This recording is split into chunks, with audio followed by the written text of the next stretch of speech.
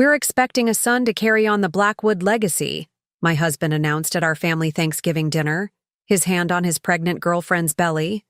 What he didn't know was that by Christmas morning, his luxury hotel empire would legally belong to me, and had since the day we married. Let me tell you how I orchestrated the perfect takedown of a man who never bothered to read his own prenuptial agreement. Before we jump back in, tell us where you're tuning in from, and if this story touches you, make sure you're subscribed. Because tomorrow, I've saved something extra special for you. The private dining room at the Goldcrest, my husband's flagship hotel, felt particularly stifling that evening, despite its soaring 20-foot ceilings and panoramic views of the city skyline. I'd spent weeks planning this Thanksgiving dinner, selecting the vintage crystal champagne that James favored, arranging for Chef Michelle to prepare a heritage turkey with all the traditional fixings, and ensuring every detail from the hand-calligraphed place cards to the centerpiece of autumn botanicals was immaculate. 20 years of marriage deserved nothing less, even if I suspected it might be our last holiday together. The Goldcrest Penthouse restaurant had always been our family's private sanctuary. Its warm amber lighting cast a honeyed glow across the antique mahogany table that had once belonged to James's grandfather, the founder of Blackwood Hospitality Group. The floor-to-ceiling windows showcased the glittering cityscape below, a view that James often claimed was worth more per square foot than any other real estate in the metropolitan area. Tonight, those same windows reflected our small gathering, our twin daughters home from their first semester at Princeton, James's widowed mother Eleanor, his younger brother Thomas with his wife Vivian, and me, the woman who had spent 2 decades building and protecting the Blackwood legacy while my husband enjoyed the fruits of our labors. I adjusted the arrangement of Venetian crystal glasses, an anniversary gift from James back when he still remembered such occasions, and wondered if anyone else noticed how the faceted crystal caught the light and scattered rainbows across the imported linen tablecloth. These small details had always mattered to me, the little touches of elegance and precision that had become my signature in both personal and professional realms. James used to tease me about my obsessive attention to minutiae before he came to rely on it, before it became the foundation upon which he built his reputation for luxury and excellence. The scent of roasting turkey and spiced cranberries wafted through the room as servers discreetly arranged silver serving dishes along the sideboard. Our family tradition had always been to serve Thanksgiving dinner precisely at 7 o'clock, a nod to James's grandfather's military punctuality. It was now 7:15, and James had yet to arrive. The girls were growing restless, checking their phones and exchanging glances that spoke volumes about their father's increasing unreliability. Eleanor, ever the proper matriarch, maintained her composure, though the tightness around her eyes betrayed her disappointment. Thomas and Vivian made stilted conversation about their recent trip to the Blackwood property in Aspen, carefully avoiding any mention of James's absence. "Perhaps we should begin without him," Eleanor finally suggested, her voice carrying that practiced blend of politeness and authority that had guided the Blackwood family through countless social crises. "Just 5 more minutes," I replied, maintaining my poised smile. He texted that he was running late, something about a meeting with potential investors. What I didn't share was the rest of his message, bringing someone special, important announcement. After 20 years of marriage, I'd developed a finely tuned sense for James's surprises, and this one had set off alarm bells the moment I'd read his text. The timing was too perfect, too aligned with what my private investigator had uncovered 3 months ago. James had always had a flair for dramatic timing, but tonight's performance promised to be particularly memorable, though not in the way he anticipated. Through the frosted glass doors of the private dining room, I could see the silhouettes approaching, one tall and confident, unmistakably James, and beside him, a distinctly feminine figure whose profile revealed what I had suspected but had not yet confirmed.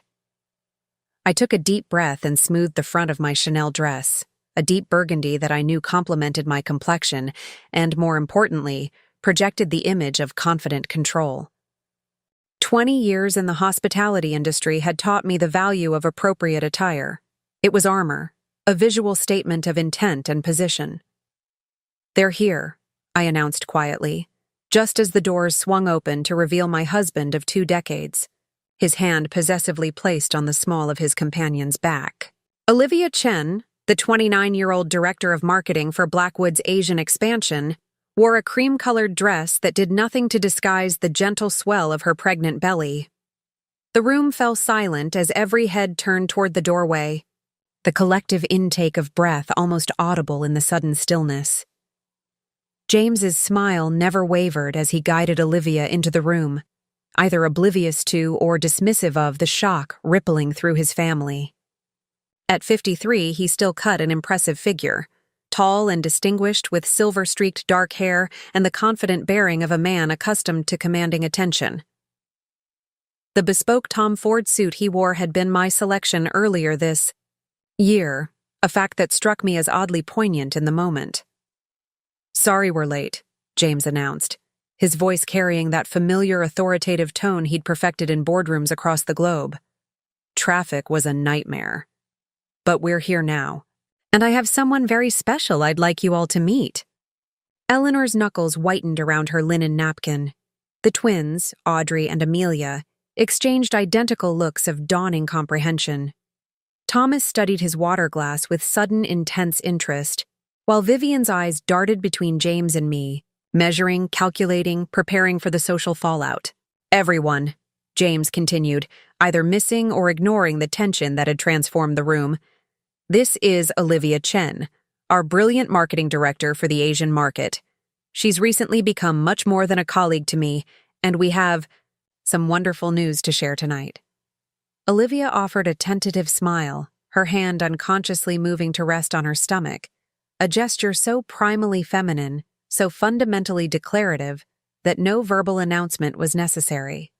The statement had been made in that simple touch, the evidence of my husband's betrayal displayed for all to see. "As you can probably tell," James said with a smile that didn't quite reach his eyes, "Olivia and I are expecting a son in March, the first male heir to the Blackwood name in this generation." The subtle dig at Thomas's 3 daughters wasn't lost on anyone at the table. The succession of the Blackwood Empire had always been a point of tension between the brothers, with James frequently lamenting the lack of a male heir to continue the family name and business. Now he stood before us, proudly announcing that he had solved this problem through infidelity and dishonor. I rose from my seat with practiced grace, years of hosting diplomatic business functions finally serving their ultimate purpose. The weight of the moment might have crushed a woman less prepared, but I had been anticipating this confrontation for 97 days, ever since receiving the first surveillance photos from my investigator showing James and Olivia entering a private doctor's office specializing in obstetrics.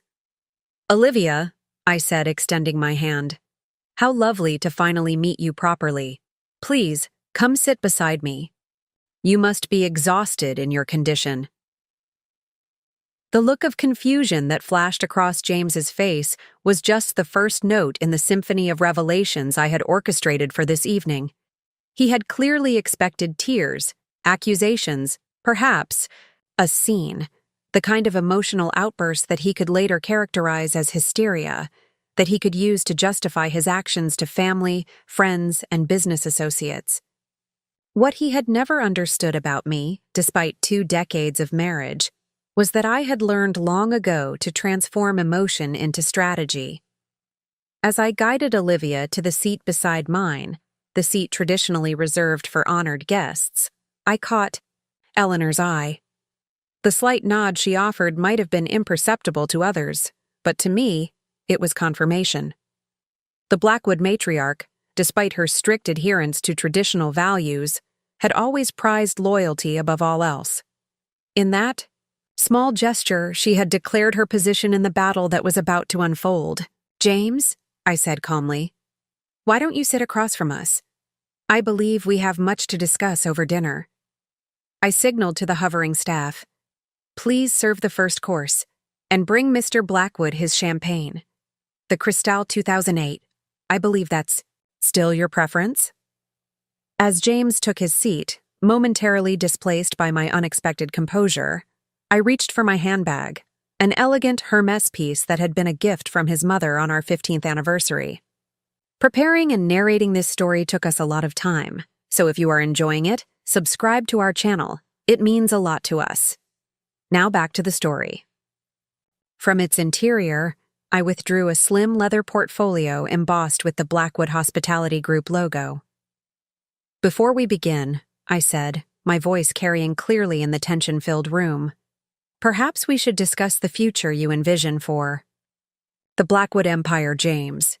After all, with a new heir on the way, I imagine you have grand plans for the legacy you intend to leave.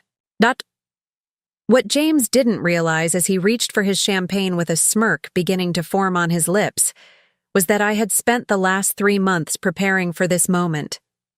Every late night he thought I was reviewing hotel renovation plans or organizing charity events, I had actually been meeting with the company's original attorneys, men loyal to his father who had drafted the complex ownership agreements 3 decades ago, documents that James had signed but never fully understood. The stage was set, the players were in position, and as our family's traditional Thanksgiving dinner began, none of them, not even James, could anticipate how completely the Blackwood Empire was about to be transformed by dessert. Before we dive deeper into what happened next at that fateful Thanksgiving dinner, I want to take a moment to connect with you personally. If you're watching this video right now, chances are you've either experienced betrayal yourself or know someone who has. The feeling of having the rug pulled out from under you by someone you trusted implicitly. It creates a wound that cuts deeper than almost any other.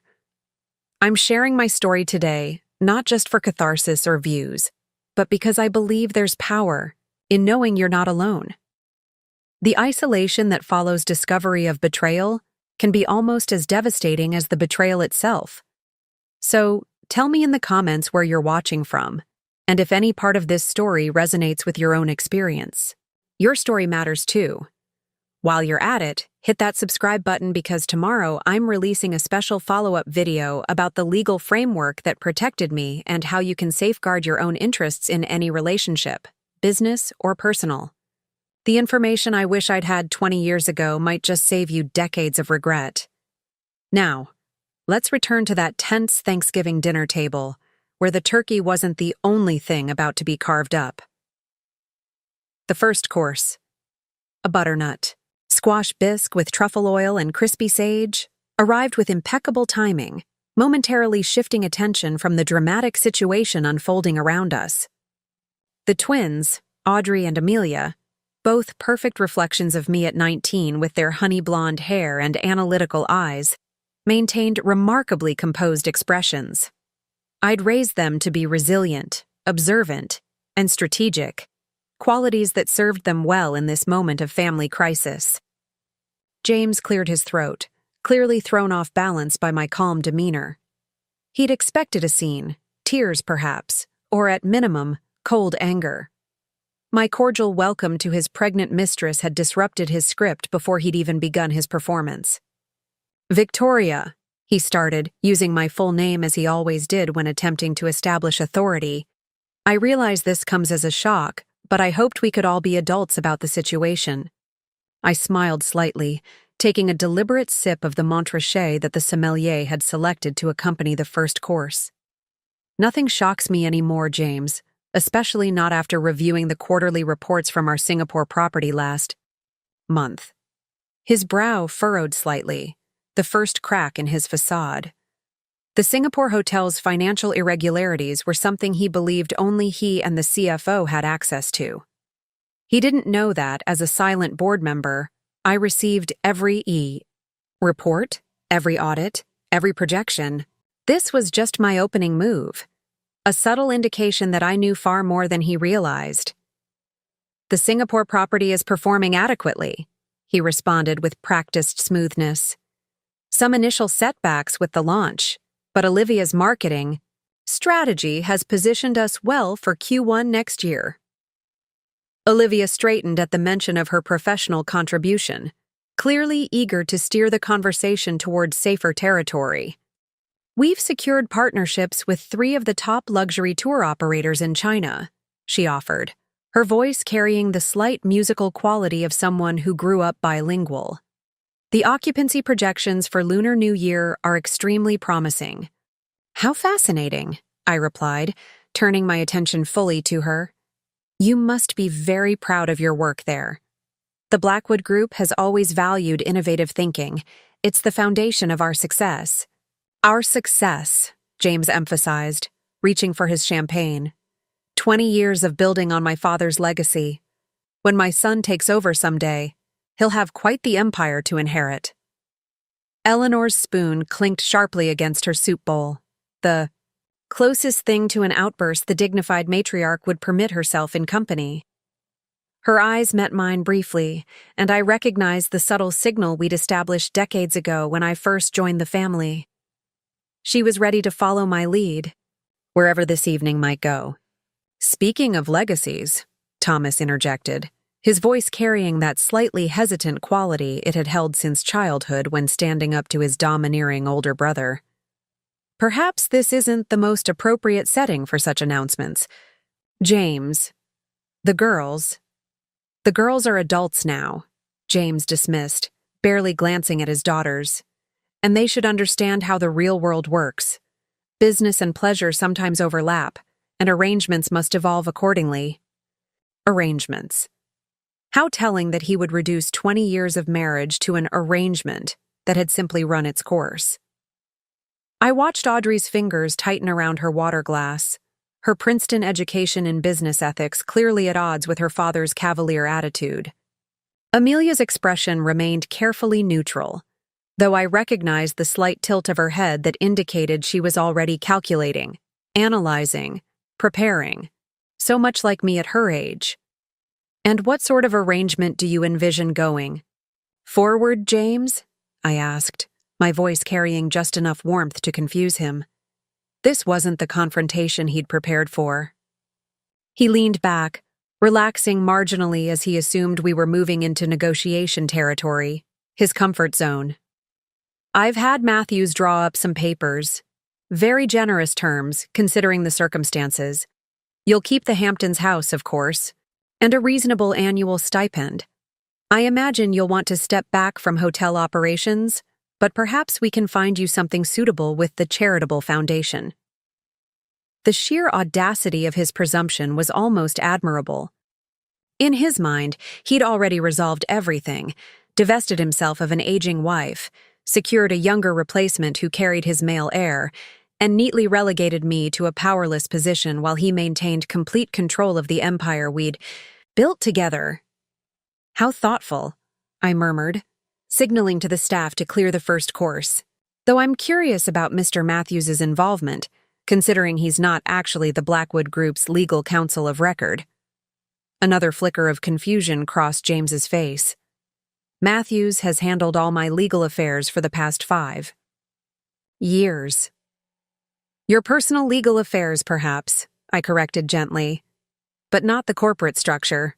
Rothman and Associates still maintain that responsibility, as stipulated in your father's original incorporation documents." The twins exchanged a quick glance, recognizing the name of their grandfather's law firm, a detail they wouldn't have expected me to know, much less mention at the Thanksgiving table. Thomas shifted uncomfortably, aware that the conversation had moved into territory he'd always deliberately avoided. The operation of the family business had been James's domain since their father's death, with Thomas content to enjoy the benefits without shouldering the responsibilities. "Rothman is semi-retired," James dismissed, though I caught the slight narrowing of his eyes.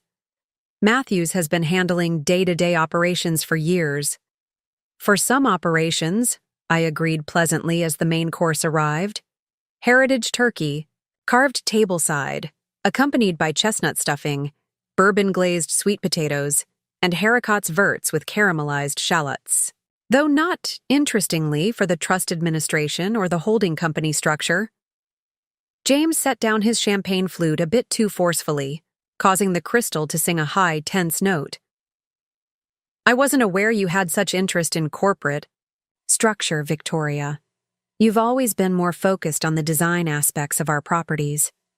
A woman contains multitudes, James, I replied, nodding appreciation to the server who placed a perfect portion of turkey on my plate. And 20 years is a long time to observe and learn. Olivia glanced between us, clearly sensing the undercurrents but unable to decipher their meaning. Her hand moved protectively to her stomach in an unconscious gesture that might have wounded me under different circumstances. Now I felt only a distant pity for her.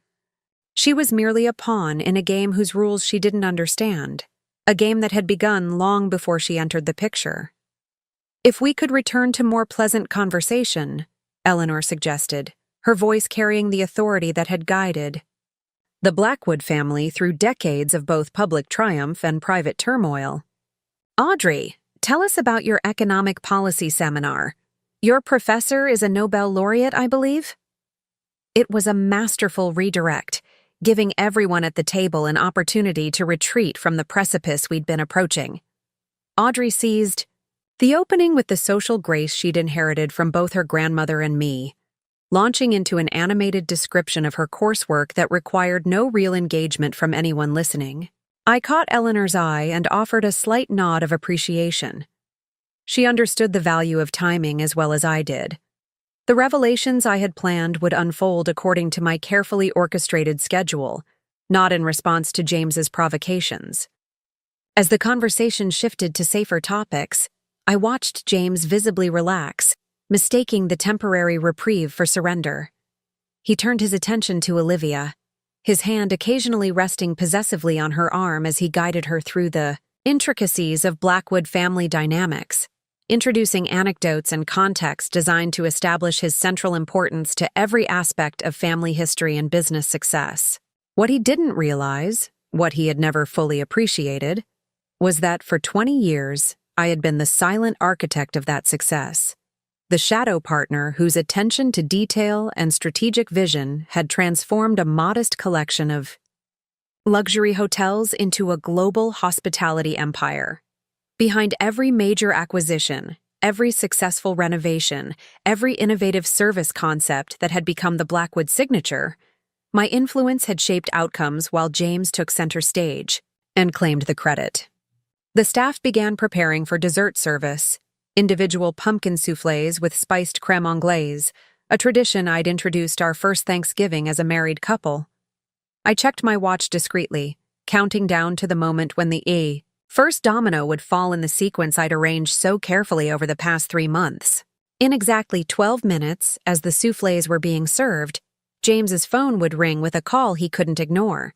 The first note in the symphony of revelations that would reshape not just our family dinner, but the entire future of the Blackwood empire.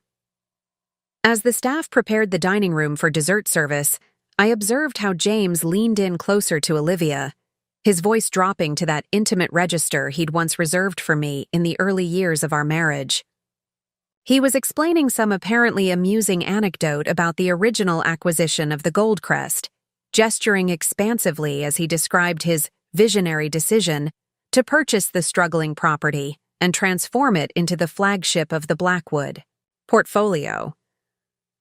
The previous owners had no concept of luxury positioning, he told her, his hand now resting casually on her lower back. They were running it like a glorified business hotel. I saw the potential immediately. The bones were there. For something truly exceptional.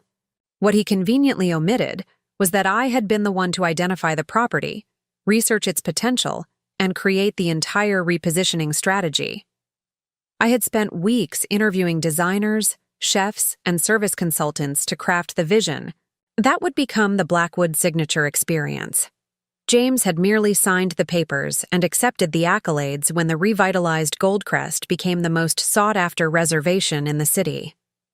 This pattern of appropriation had become so familiar over the years that I had stopped correcting him, both publicly and privately.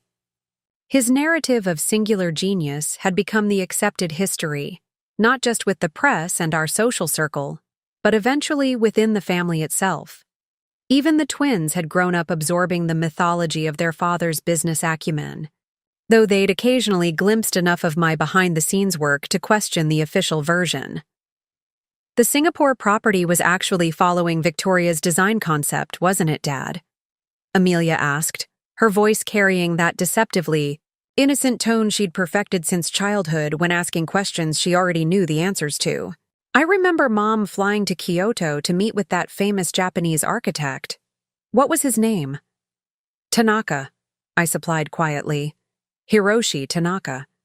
James waved a dismissive hand. Victoria handled some of the aesthetic details, of course, but the vision and execution were mine. He turned to Olivia with a conspiratorial smile. My wife has always had an eye for decoration, though sometimes her ideas need to be reined in for practical considerations. Decoration. 20 years of architectural innovation, brand development, and strategic positioning reduced to decoration. I met Eleanor's gaze across the table and saw the flash of indignation she quickly masked. She, more than anyone, knew the truth of my contributions to the Blackwood Empire. Tanaka-san won the Pritzker Prize last year, didn't he? Thomas asked, his voice carrying an unusual edge. Quite a coup to have him design the Singapore property. It was perhaps the first time in years I'd heard him directly challenge the narrative James had constructed. Yes, he did, Olivia confirmed eagerly, seemingly relieved to contribute to the conversation in her professional capacity. His design for Blackwood Singapore has been featured in Architectural Digest and Hospitality Design. It's become a case study at several design schools. Thanks largely to your marketing efforts, I'm sure, James said, patting her hand affectionately. The gesture was calculated to remind everyone at the table of their relationship, while simultaneously dismissing the significance of the architectural achievement. I observed the fleeting shadow that crossed Olivia's face, the first indication that perhaps she wasn't entirely comfortable with her role in this drama. She was young, ambitious, and clearly talented at her job.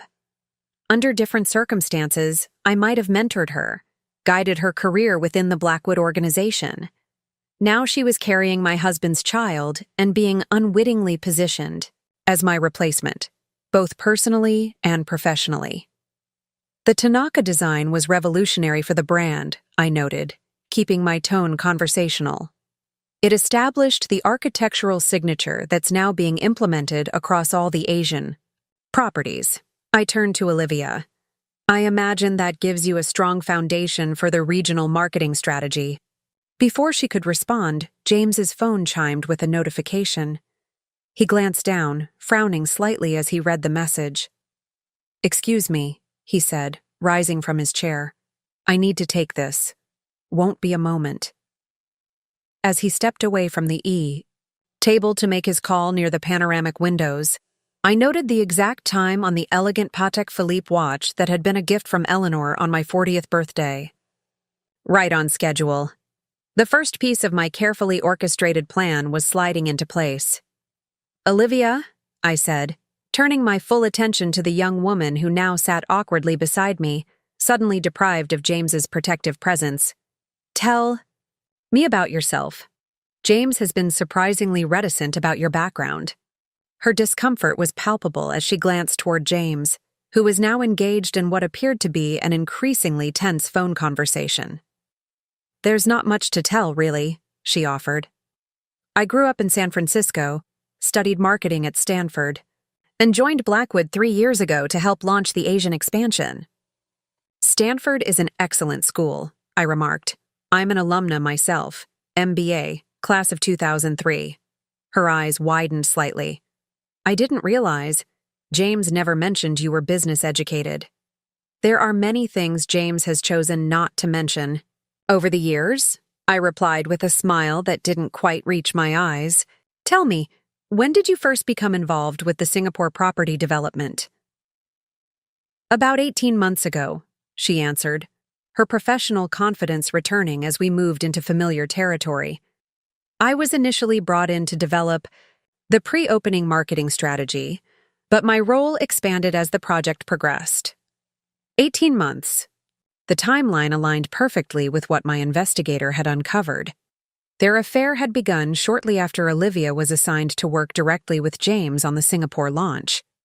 A textbook case of workplace power dynamics exploited by a man who should have known better. "And your relationship with James?" I asked, my voice dropping just enough to make the question feel intimate rather than accusatory. Olivia glanced again toward James, who remained engrossed in his increasingly animated phone conversation. "It evolved naturally through our work together," she offered cautiously. "I never intended, that is, I didn't know he was planning to bring you to Thanksgiving dinner and announce your pregnancy to his family," I supplied when she faltered. "Yes, that would be rather consistent with James's approach to significant life changes. He's always preferred dramatic gestures over thoughtful conversations." Across the table, Audrey made a sound that might have been a stifled laugh. My daughter had witnessed enough of her father's grand pronouncements over the years to recognize the pattern. "I want you to know," Olivia said, lowering her voice further, "I never meant to cause pain. When things started between us, James told me the marriage was already over in all but name. He said you had an understanding. The familiar lie of unfaithful husbands throughout history. I wondered briefly how many other women had heard the same explanation over the years.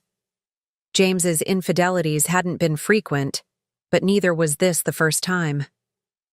"An understanding," I repeated softly. "How convenient that must have been." "For him." Olivia flushed, her hand moving again to her stomach in that protective gesture that spoke volumes. "I wouldn't have become involved if I'd known." "That he was lying?" I suggested gently. "Or that he would put you in this impossible position?" I gestured around the table. Pregnant and facing his family across the Thanksgiving table before any divorce was even discussed?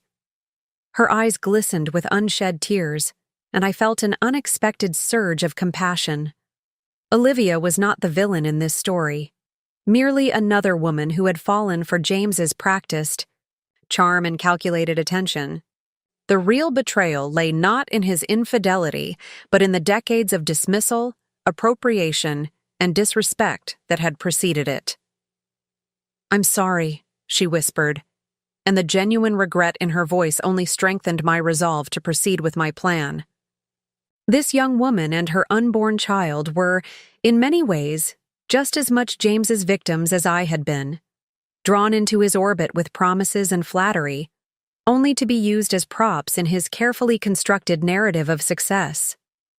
At the window, James's voice rose enough for us to catch fragments of his conversation. "Impossible. Must be a mistake. Check again." His normally confident posture had stiffened, tension visible in the set of his shoulders. Eleanor cleared her throat delicately. "Perhaps this would be a good time to serve dessert," she suggested, her years as the Blackwood matriarch having taught her the value of maintaining normal routines in the midst of family crises. The staff responded immediately, bringing in the individual pumpkin soufflés with their accompanying sauce. The presentation was exquisite, each golden dome rising perfectly above its ramekin, dusted with powdered sugar, and garnished with a caramelized sage leaf. "These look wonderful," Thomas commented, seizing the opportunity to move conversation to safer ground. "Victoria, your attention to detail with the menu is always impeccable." "Thank you, Thomas," I replied, accepting the compliment with a nod. I believe traditions are worth maintaining, even in challenging circumstances. As we began the dessert course, James returned to the table, his expression now visibly troubled. He slid his phone into his pocket and resumed his seat without comment, though his earlier bravado had dimmed considerably. "Is everything all right?" Olivia asked, her concern evident. "Fine," he replied tersely. "Just a small issue with the Dubai property that needs attention." I took a deliberate bite of my soufflé, savoring both the delicate spiced sweetness and the knowledge that the small issue was actually the first tremor in what would soon become a seismic shift in James's carefully constructed world. The call had come from the Dubai financial authorities, questioning certain discrepancies in the property's ownership documentation. Discrepancies I had strategically highlighted through an anonymous tip 3 days ago. Dubai has been performing exceptionally well this quarter, I noted casually, especially considering the regulatory challenges in that market. James's head snapped up, his eyes narrowing as he studied my face. For perhaps the first time that evening, he was truly seeing me, not as the decorative wife he'd outgrown, but as someone who might possess information he didn't control. The regulatory environment is complex, he replied cautiously, but nothing we haven't navigated successfully before. Of course, I agreed, meeting his gaze steadily. Though I've always found that transparency is the best approach with international financial authorities. Wouldn't you agree? The double meaning wasn't lost on him. A flicker of uncertainty crossed his face as he considered, perhaps for the first time, whether I might know about the offshore accounts, the tax structures, the carefully disguised fund movements that had characterized his management of the Blackwood Group's international holdings. Most business matters are too nuanced for simple transparency, he countered, reaching for his water glass rather than the champagne. Context and complexity require sophisticated handling. Indeed, they do, I agreed pleasantly, which is why I've always appreciated Rothman's thorough approach to documentation. Old school, perhaps, but remarkably effective for preserving what matters. The mention of his father's attorney again seemed to unsettle him. James had systematically distanced himself from the old guard after his father's death, bringing in his own people, establishing his own systems. What he didn't know, what he had never bothered to confirm, was exactly what authorities those original corporate documents had preserved. Dessert continued in tense silence, the earlier flow of conversation now dammed by the undercurrents of James's phone call and my cryptic comments. The twins exchanged glances, sensing the shift in atmosphere but unable to decipher its meaning. Thomas studied his soufflé with unnecessary concentration, while Vivian watched the dynamics with the keen observation of someone who had married into the family, rather than being born to its complications. Only Eleanor seemed truly at ease, enjoying her dessert with the serene composure of someone who had witnessed decades of family drama and knew that resolution, however painful, always eventually came. As the staff cleared the dessert plates, James cleared his throat. I think it's time we discuss the practical aspects of the situation, he announced, attempting to reclaim control of the narrative. Victoria and I will be divorcing, and Olivia, and I will be married before the baby arrives in March. I've already begun transitioning Victoria's responsibilities within the organization to ensure minimal disruption. The presumption was breathtaking, that he had the authority to unilaterally remove me from the company, that he could simply announce life-altering decisions as if they were foregone conclusions, that everyone at the table would simply accept. His pronouncements without question. 20 years ago, they might have. 20 years ago, I might have as well. But that was before I discovered exactly what James's father had written into those original incorporation documents, and exactly who had legally controlled the Blackwood Hospitality Group since the day of our wedding. James leaned back in his chair, swirling the remains of his champagne with the practiced nonchalance of a man accustomed to having the final word. The momentary discomfort from his phone call seemed to have passed, replaced by his default state of unearned confidence. I've instructed Matthews to prepare a comprehensive settlement package, he announced, his tone suggesting he was bestowing a great generosity rather than fulfilling a legal obligation. Given your contributions as my wife, Victoria, I think you'll find the terms more than fair. The calculated emphasis on my wife versus any acknowledgement of my professional role spoke volumes. In James's worldview, I had been an accessory to his success. Decorative, occasionally useful, but ultimately replaceable. a sentiment he was now making painfully explicit. As I mentioned, he continued, setting down his glass and steepling his fingers in that gesture I'd seen countless times in boardroom presentations. You'll retain the Hamptons property. I know how much you enjoy your garden there, and it seems a fitting venue for your retirement. Retirement, at 45. As though my career, my expertise, my vision had all been some charming hobby to keep me occupied until I gracefully exited the stage at his convenience. How considerate, I murmured, reaching for my water glass. And what arrangements have you made for my equity in the company? Something flickered across his face. Annoyance, perhaps, at my failure to simply express gratitude for his magnanimity. You'll receive a generous annual stipend drawn from the family trust, he replied smoothly. Structured as consultancy fees for tax purposes, naturally. Naturally, I echoed, maintaining my composed exterior while noting how thoroughly he had convinced himself that the empire we'd built together was his alone to allocate. And the board has approved this restructuring? James waved a dismissive hand. The board serves at my discretion, Victoria. They'll ratify whatever decisions I deem appropriate for the company's future. Across the table, Thomas winced slightly at his brother's naked display of autocratic thinking.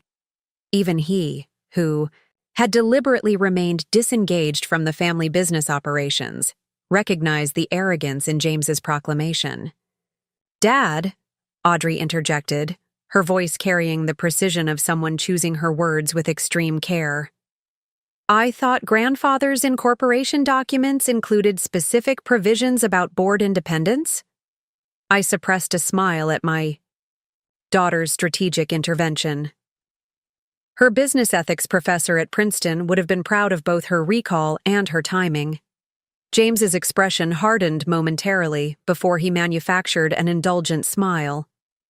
Your corporate governance textbooks provide excellent theoretical frameworks, sweetheart, but the practical reality of family businesses operates differently.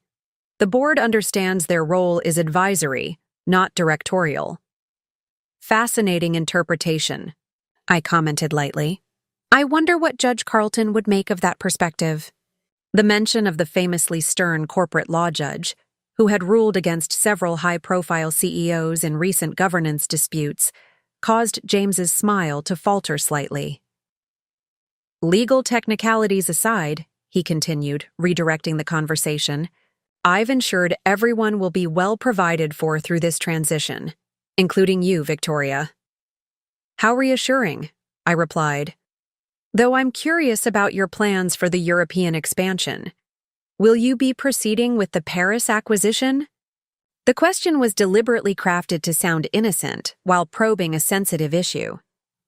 The historic Parisian hotel I'd been negotiating to acquire for the past year represented my most ambitious project yet, and one James had consistently opposed as too expensive and too complex. The Paris property is being reassessed, he answered, carefully. The current market conditions suggest we may need to postpone major capital investments. What market conditions? Olivia asked, professional interest momentarily overriding her discomfort. The European luxury sector is projected to grow by 8% next year. All our market research indicates the timing is optimal for expansion. I watched with quiet satisfaction as James struggled to navigate this unexpected challenge from his pregnant girlfriend. He hadn't anticipated that her professional expertise might complicate his narrative. There are broader strategic considerations beyond market projections, he responded, his tone carrying that patronizing quality he adopted when his judgment was questioned. The board and I are evaluating our global footprint with a focus on maximizing returns across the entire portfolio. The board, I repeated thoughtfully. Including Rothman as counsel or just Matthews? James's jaw tightened almost imperceptibly. Corporate structure discussions aren't appropriate for the Thanksgiving table, Victoria. Perhaps we should return to more festive topics. On the contrary, Eleanor interjected with regal composure, I find corporate governance absolutely fascinating, particularly when it concerns the family legacy my husband spent his life building. The subtle rebuke in her words was unmistakable. Eleanor had never directly challenged James's management of the Blackwood Group since her husband's death, maintaining the traditional separation between family and business that had characterized the previous generation. Her intervention now signaled a significant shift, one that clearly took James by surprise. "Mother," he began, his tone hovering between deference and impatience. "The business landscape has evolved considerably since Father's Day. The structures and strategies that served the company then would be hopelessly outdated now." "Evolution is inevitable," Eleanor agreed with a slight incline of her head. "Though I've always believed that principles should remain constant, even as practices adapt to changing circumstances. Your father was particularly adamant about maintaining the core values upon which he built the company." James's expression tightened further. He had never appreciated being reminded of his father's principles, particularly when they conflicted with his own more expedient approach to business. "The Blackwood Group's success under my leadership speaks for itself," he stated flatly. 7 new properties, market capitalization tripled, brand recognition expanded to 3 continents. I think Father would have approved of those results, whatever methods achieved them. Results without integrity are merely numbers on a balance sheet, Eleanor replied, her voice soft but unyielding.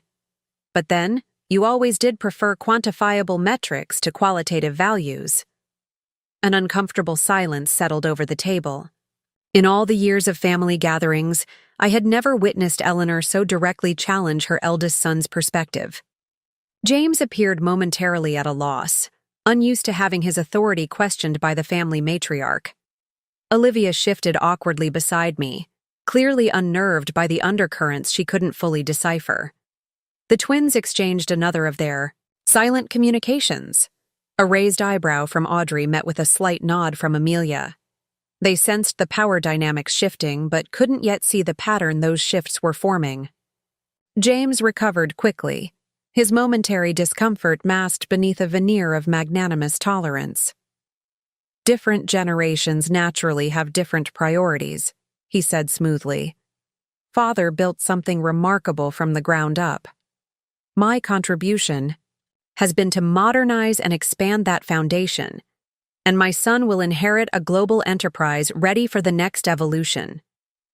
The presumption in his words hung in the air, the automatic assumption that his unborn son would eventually control the Blackwood Empire, regardless of the existence of his 2 highly capable daughters or any other consideration. "Fascinating how you've planned the next 50 years of corporate succession based on a child who hasn't even been born," I observed, "particularly given the regulatory challenges emerging in Dubai." His eyes narrowed at my second reference to the Dubai situation. "A minor administrative issue that will be resolved by morning," he dismissed, though the slight tension in his shoulders betrayed his concern. "Of course," I agreed pleasantly, though in my experience, regulatory authorities rarely make inquiries without substantial cause, particularly regarding ownership structures. For the first time that evening, genuine alarm flashed across James's face before he could suppress it. "Your experience with international regulatory bodies is somewhat limited, Victoria," he countered, his tone deliberately condescending. "These matters require specialized expertise." "How fortunate, then, that I've had the benefit of excellent advisors," I replied, maintaining eye contact as I reached for my handbag. "Including Gerald Rothman, who sends his regards, by the way. We had quite an illuminating meeting last month." James stilled completely, his champagne glass halfway to his lips. "You met with Rothman? Why?" The question emerged sharper than he'd intended, the first real crack in his composed facade. Gerald Rothman had been his father's closest confidant and legal architect of the original Blackwood corporate structure, a structure James had spent years trying to modernize, simplify, and ultimately control more directly. "Professional curiosity," I answered lightly. "It's remarkable how much institutional knowledge resides with the old guard. Gerald was particularly helpful in explaining the nuances of the Class B ownership shares and their voting rights.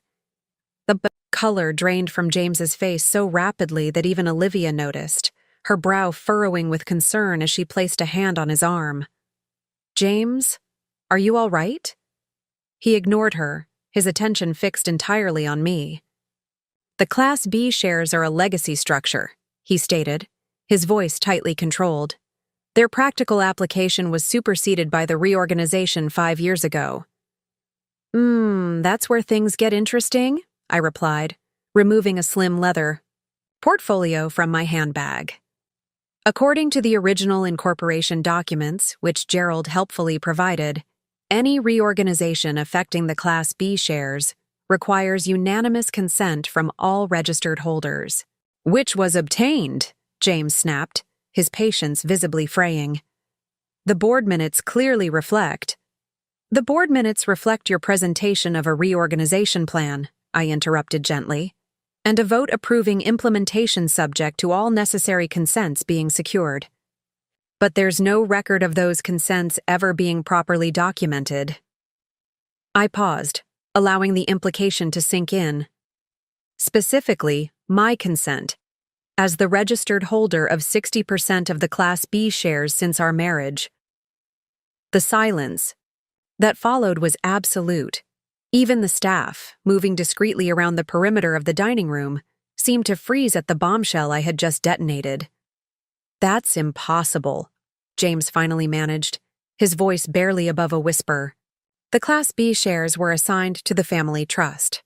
Father arranged it before his death." "Almost correct," I acknowledged. "Your father did indeed arrange the assignment of the Class B shares, but not to the family trust." I opened the portfolio and removed a single document, sliding it across the table toward him. He assigned them directly to me as a wedding gift. His letter explaining his decision makes for rather illuminating reading. James stared at the document as though it might burst into flames. His hand, when he finally reached for it, trembled almost imperceptibly, the first visible manifestation of genuine fear I had seen from him in our 20 years together.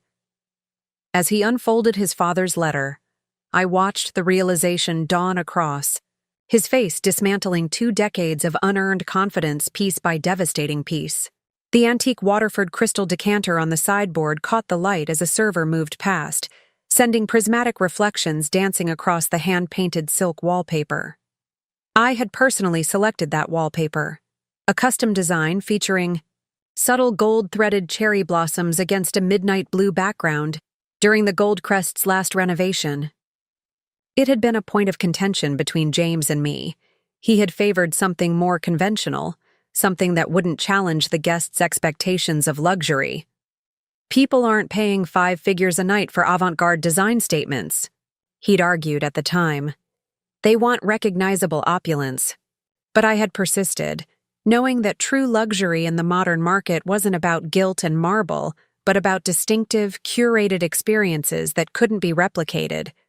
The cherry blossom wallpaper had since been featured in 3 major design magazines and become something of a signature for the Blackwood aesthetic, unique, elegant, and subtly subversive of traditional expectations. How fitting that this backdrop of my creative vision against James's resistance now framed his moment of reckoning. As he read his father's letter, the color gradually returned to his face. Not the healthy flush of relief, but the ruddy hue of mounting anger. His fingers tightened on the heavy stationery, crinkling the edges of what had remained pristine for 2 decades in my personal safe. "This has to be a forgery," he finally declared, slapping the letter down on the table. "My father would never have arranged such a thing without informing me." I smiled slightly, having anticipated this exact reaction. "The original is in Gerald Rothman's possession, along with the formal assignment of shares, both notarized and registered with the corporate secretary at the time of our marriage. I only keep a copy for my personal records." The twins watched, this exchange with identical expressions of fascinated calculation. They had grown up observing their father's corporate maneuvering, his strategic aggression masked as business acumen. Now they were witnessing something altogether different. Their mother's long game finally revealed. Even if this document were legitimate, James continued, his voice tight with controlled fury, the subsequent reorganizations would have superseded any original arrangement. The Class B shares were effectively neutralized in the 2015 restructuring. That's an interesting legal theory, I replied mildly, though not one supported by Delaware corporate law, as Rothman has extensively documented.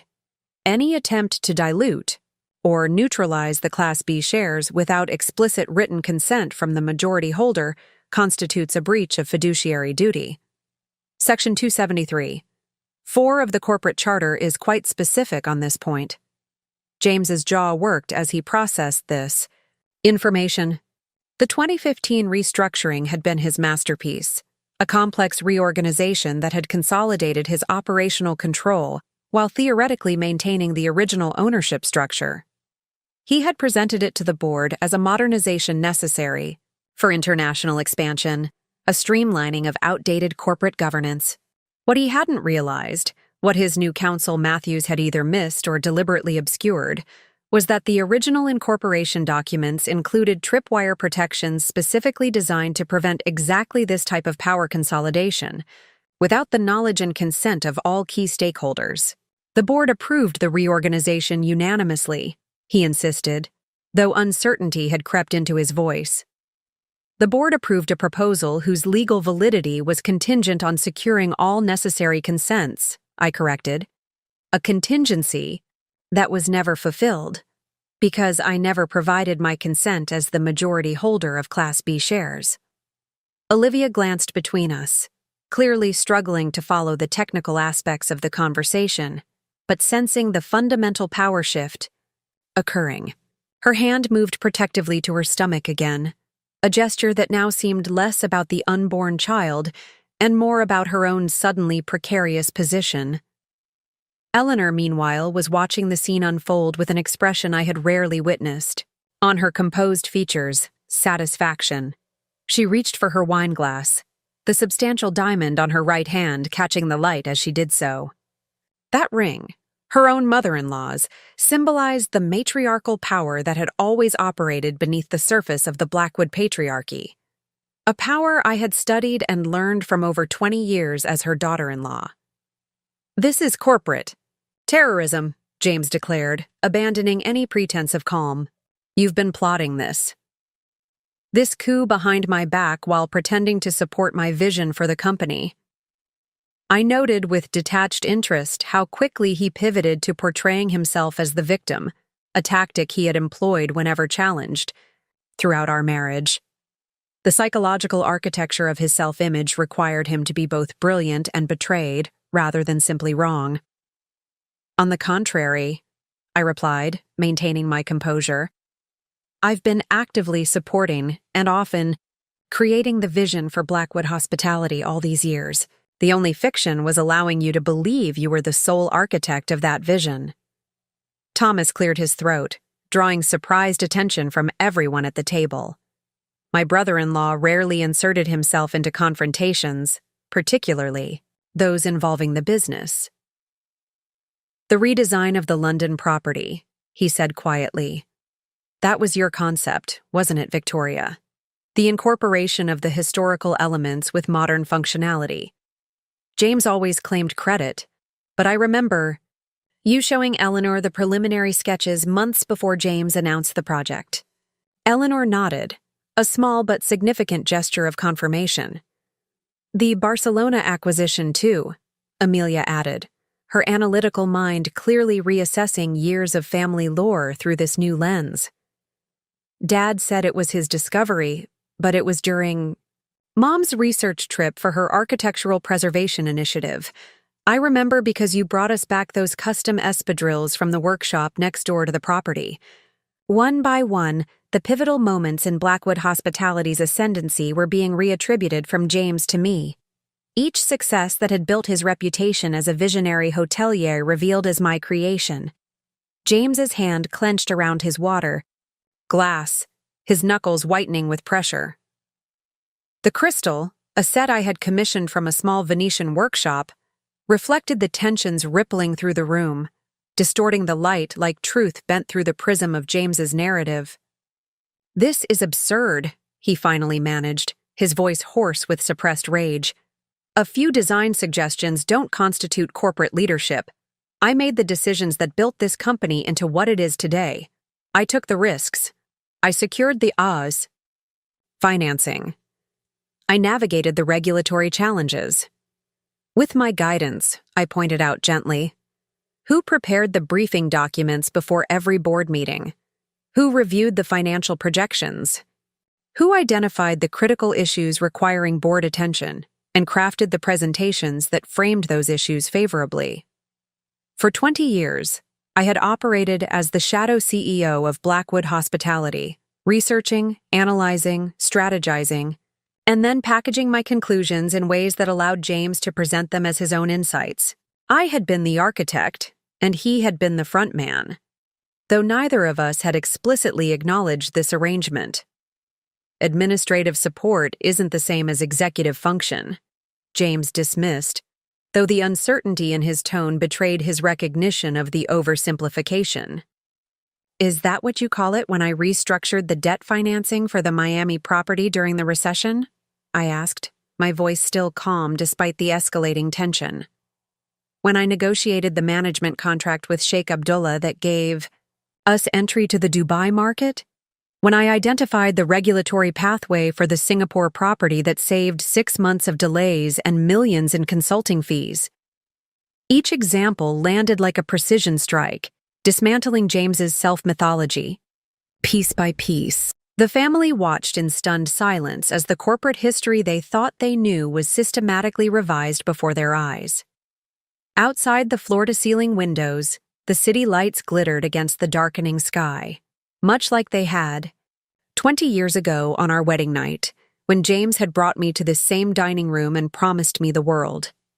In a way, his father had delivered on that promise through the Class B shares, though neither James nor I had understood the full implications at the time. The heavy silver coffee service, another symbol of old-world luxury that James had insisted on maintaining in all Blackwood properties, despite its operational inefficiency, was brought to the table by the head server. The ritual of after dinner. Coffee had been a Blackwood tradition since the company's founding, a moment when business discussions traditionally gave way to more personal conversation. Tonight, that tradition would serve a different purpose. "Coffee, Mr. Blackwood?" the server inquired, maintaining professional detachment despite the obvious tension at the table. James waved him away impatiently. "This discussion isn't finished," he insisted, turning back to me. "Whatever documents you've unearthed, whatever technicalities you think you've discovered, the practical reality remains unchanged. I am the public face of Blackwood Hospitality. I have the relationships with investors, with partners, with governmental authorities. The company cannot function without me." His declaration hung in the air, the last desperate assertion of indispensability from a man beginning to recognize how thoroughly dispensable he actually was. "An interesting hypothesis," I acknowledged, accepting a cup of coffee from the server with a grateful nod. "Though not one supported by the evidence of the past 3 months. James froze, coffee cup halfway to his lips. "What do you mean, the past 3 months?" I took a deliberate sip of my coffee, a special blend created exclusively for Blackwood properties by a boutique roaster in Colombia. Another of my initiatives that James had claimed as his own inspiration. "Since discovering your relationship with Olivia and her pregnancy, I've been conducting something of an experiment," I explained, setting down my cup precisely on its saucer. "Testing your theory about your indispensability by gradually withdrawing my support while monitoring the results." Confusion mingled with dawning alarm on James's face. "What are you talking about?" "Those briefing documents you rely on before major meetings? The financial analyses that inform your decisions? the strategic frameworks that guide your negotiations. I've been systematically reducing my contributions in those areas for 97 days now. I smiled slightly, watching comprehension dawn across his features, and the results have been most illuminating.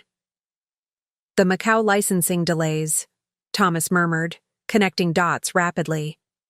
The hiccup with the Toronto renovation budget, the confusion with the Berlin property tax assessment. James's recent string of minor but uncharacteristic missteps, attributed by the board to distraction or overextension, suddenly appeared in an entirely different light. Coincidental operational challenges, James insisted, though his voice lacked conviction. Every business faces setbacks. Indeed, I agreed pleasantly. Though it's interesting how these particular setbacks align with specific areas where I withdrew my usual behind-the-scenes support. The environmental symbolism of our surroundings took on new significance as the power dynamic shifted before everyone's eyes. The ornate dining room with its soaring ceilings and panoramic views had always represented James's self-conception. Expansive, impressive, commanding. But the custom details I had selected over the years, the wallpaper, the lighting fixtures, the artisanal craftsmanship incorporated throughout, told a different story. One of subtle influence, of precision, of attention to elements James had never even noticed. Just like the Class B shares that had been within his reach yet outside his awareness for 2 decades.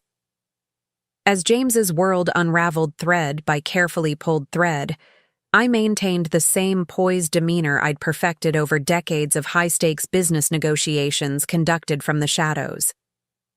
Years of watching potential partners and competitors underestimate me because of my gender, my role as the wife, or my deliberately understated presence had taught me the power of composure. While men like James expended energy on dramatic displays of dominance, I had learned to conserve mine for strategic deployment. "This is preposterous," James declared, pushing back from the table with enough force to rattle the crystal. A few coincidental business challenges don't prove anything except that we're operating in volatile markets. Of course, I agreed mildly, taking another sip of coffee.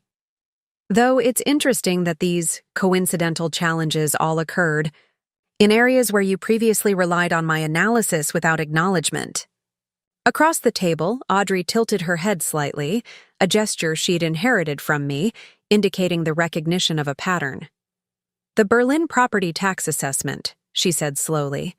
"That was the same issue you helped me understand for my international business taxation seminar last spring, the cascading liabilities structure." James shot her a warning glance, but it was too late. My daughter had identified yet another instance where my expertise had been essential to the company's operations. "Your mother occasionally consults on specific issues," James conceded reluctantly. "But the strategic direction and executive decisions have always been mine." "Have they?" I asked, setting down my coffee cup with precisely controlled movement. "Or have you simply been the public face presenting strategies I developed and decisions I engineered?" The twins exchanged another of their silent communications. A raised eyebrow from Amelia met with a slight nod from Audrey. In that wordless exchange, I recognized their reassessment of years of family dynamics through this new lens of understanding. "You've grown remarkably bold in your accusations tonight," James observed, attempting to regain his footing through condescension. "I wonder if it's the emotional distress of our situation clouding your judgment." The familiar tactic, attributing my competence to emotion rather than intellect, might have worked in the past. Tonight, it merely confirmed how little he had ever truly seen me. "On the contrary," I replied, my voice as level as my gaze.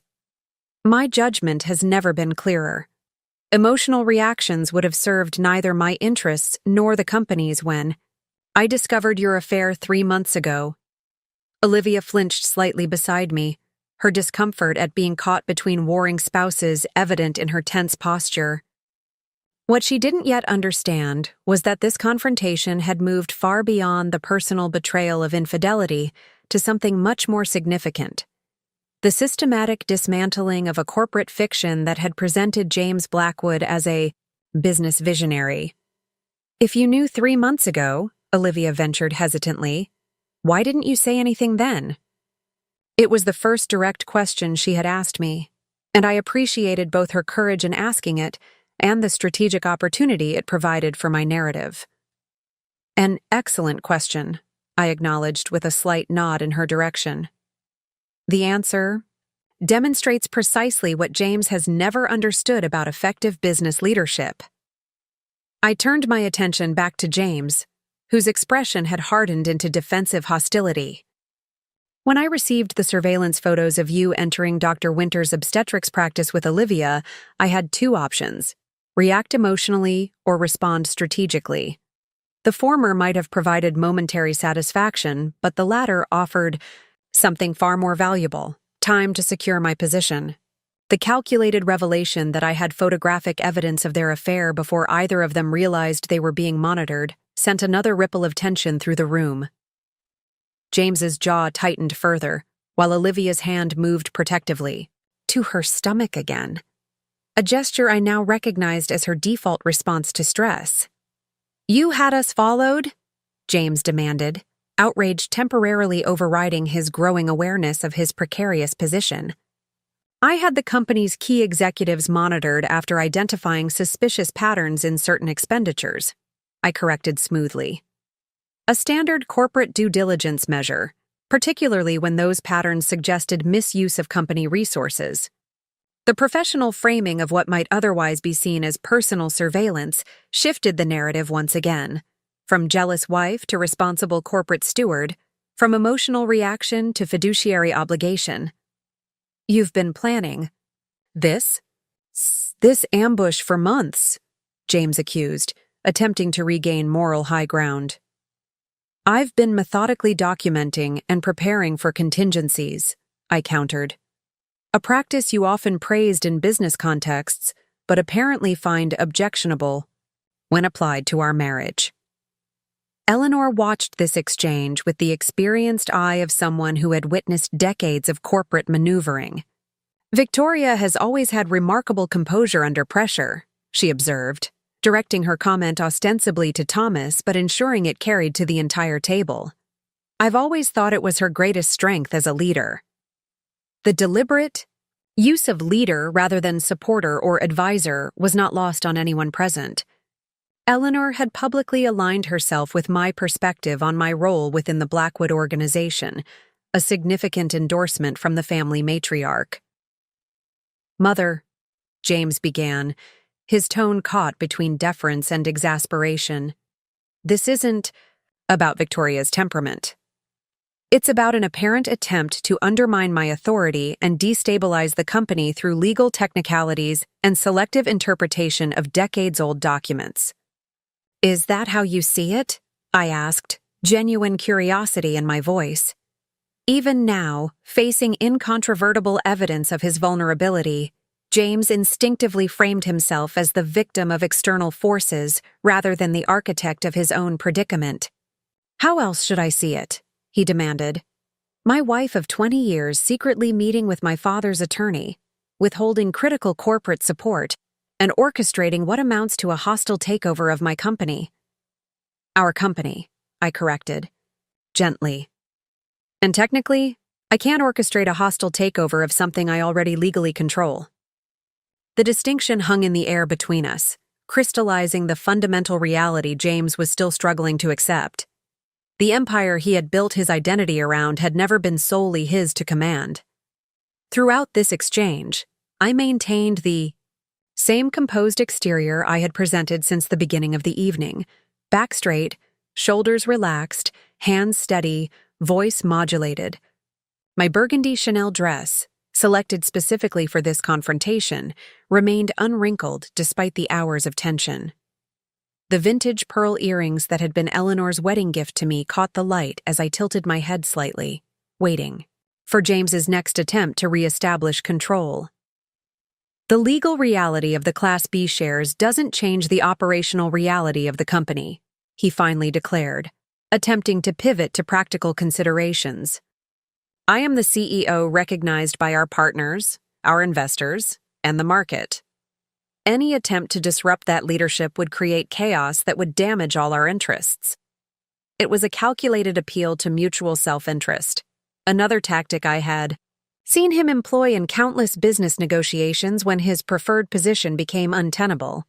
A valid concern, I acknowledged, respecting the strategic maneuver even as I prepared to counter it. Which is why I've spent the past 3 months meeting with our key stakeholders to ensure continuity during the transition. James went perfectly. Still, his expression frozen somewhere between disbelief and dawning comprehension. What transition? The leadership transition plan approved by the board's executive committee last week, I replied, removing another document from my portfolio. A comprehensive succession strategy that addresses all operational concerns while ensuring minimal market disruption.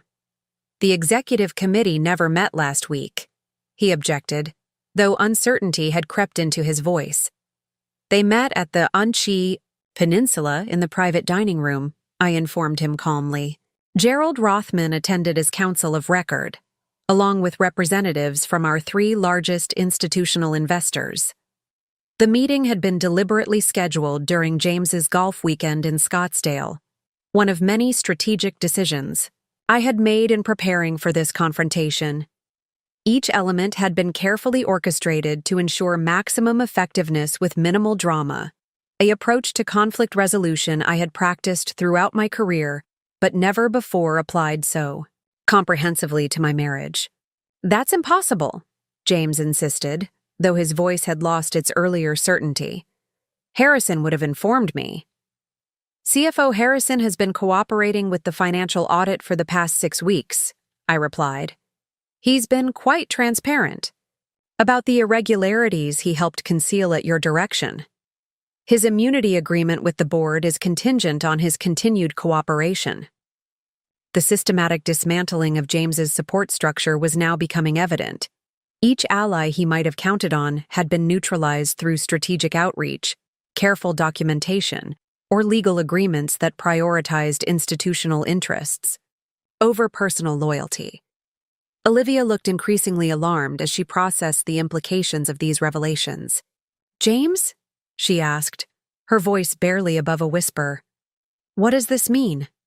He ignored her question, his attention fixed entirely on me. You've orchestrated a corporate coup while pretending to be my supportive wife, he stated flatly, anger and disbelief mingling in his expression. I've secured the company's future while you were focused on securing your midlife crisis, I corrected, my composed exterior never wavering despite the emotional weight of the moment. The distinction is important from both a governance and ethical perspective. This is insanity, he declared, looking around the table for support and finding none. Even Thomas, who had traditionally deferred to his older brother in all business matters, maintained a careful neutrality that spoke volumes about his assessment of the shifting power dynamics. On the contrary, Eleanor interjected, her voice, carrying the quiet authority that had guided the family through previous crises, it appears to be extremely well-reasoned and meticulously executed, qualities the Blackwood organization has always valued in its leadership. The subtle emphasis on always served as a pointed reminder that James's father had built the company on principles of thoughtful planning and strategic patience, qualities his son had increasingly abandoned in favor of impulsive decisions and short-term gains. The board won't stand for this, James insisted, though his tone suggested he was attempting to convince himself rather than the table. They understand my vision for the company's future. They understand the company's performance metrics and legal realities, I countered, both of which now clearly favor the transition plan I've proposed. Throughout this exchange, I maintained perfect composure, no raised voice, no dramatic gestures, no visible anger despite the personal betrayal that had catalyzed these events. My breathing remained steady, my hands relaxed, my expression attentive but not combative. This controlled exterior was not merely a personal discipline but a strategic choice. I had observed throughout my career how emotional displays by women in business settings were invariably used to discredit their professional judgment, while similar displays from men were often characterized as passion or intensity. By maintaining absolute composure while systematically dismantling James's position, I was denying him the opportunity to dismiss my actions as emotional retaliation. "Dad's face is getting really red," Amelia observed with the clinical detachment of someone raised to analyze rather than react. "Perhaps we should pause this discussion." "An excellent suggestion," I agreed, signaling to the staff hovering discreetly along the perimeter of the dining room. "I believe traditional Blackwood hospitality calls for brandy and dessert liqueurs at this point in the evening." The deliberate return to established ritual, a hallmark of the Blackwood guest experience across all properties, served multiple purposes: reinforcing my command of company traditions, providing a momentary de-escalation of tensions, and demonstrating, to everyone present, that I remained in perfect control of both the situation and myself, despite the increasingly dramatic revelations. The head server approached with a silver tray bearing crystal decanters of aged cognac, Grand Marnier, and Drambuie, the standard Blackwood after-dinner selection I had codified in the company's service standards guide 5 years earlier. "Wood. You prefer the Hennessy Paradis or the Louis III this evening, Mrs. Blackwood?" he inquired, maintaining the flawless professionalism that characterized staff at all Blackwood properties. "The Louis XIII would be appropriate for the occasion," I replied with a slight smile. It was Mr. Blackwood Sr.'s preference for significant family moments. The reference to James's father and the implied endorsement of my actions from beyond the grave was another calculated element in the psychological architecture of the evening.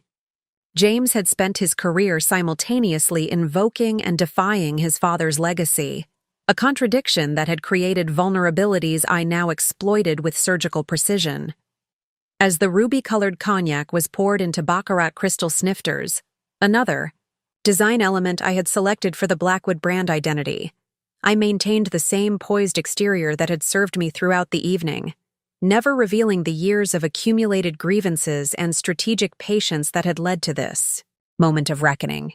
As the Louis XIII cognac was distributed around the table, with James noticeably abstaining, his earlier champagne confidence replaced by wary sobriety, I reached once more into my portfolio.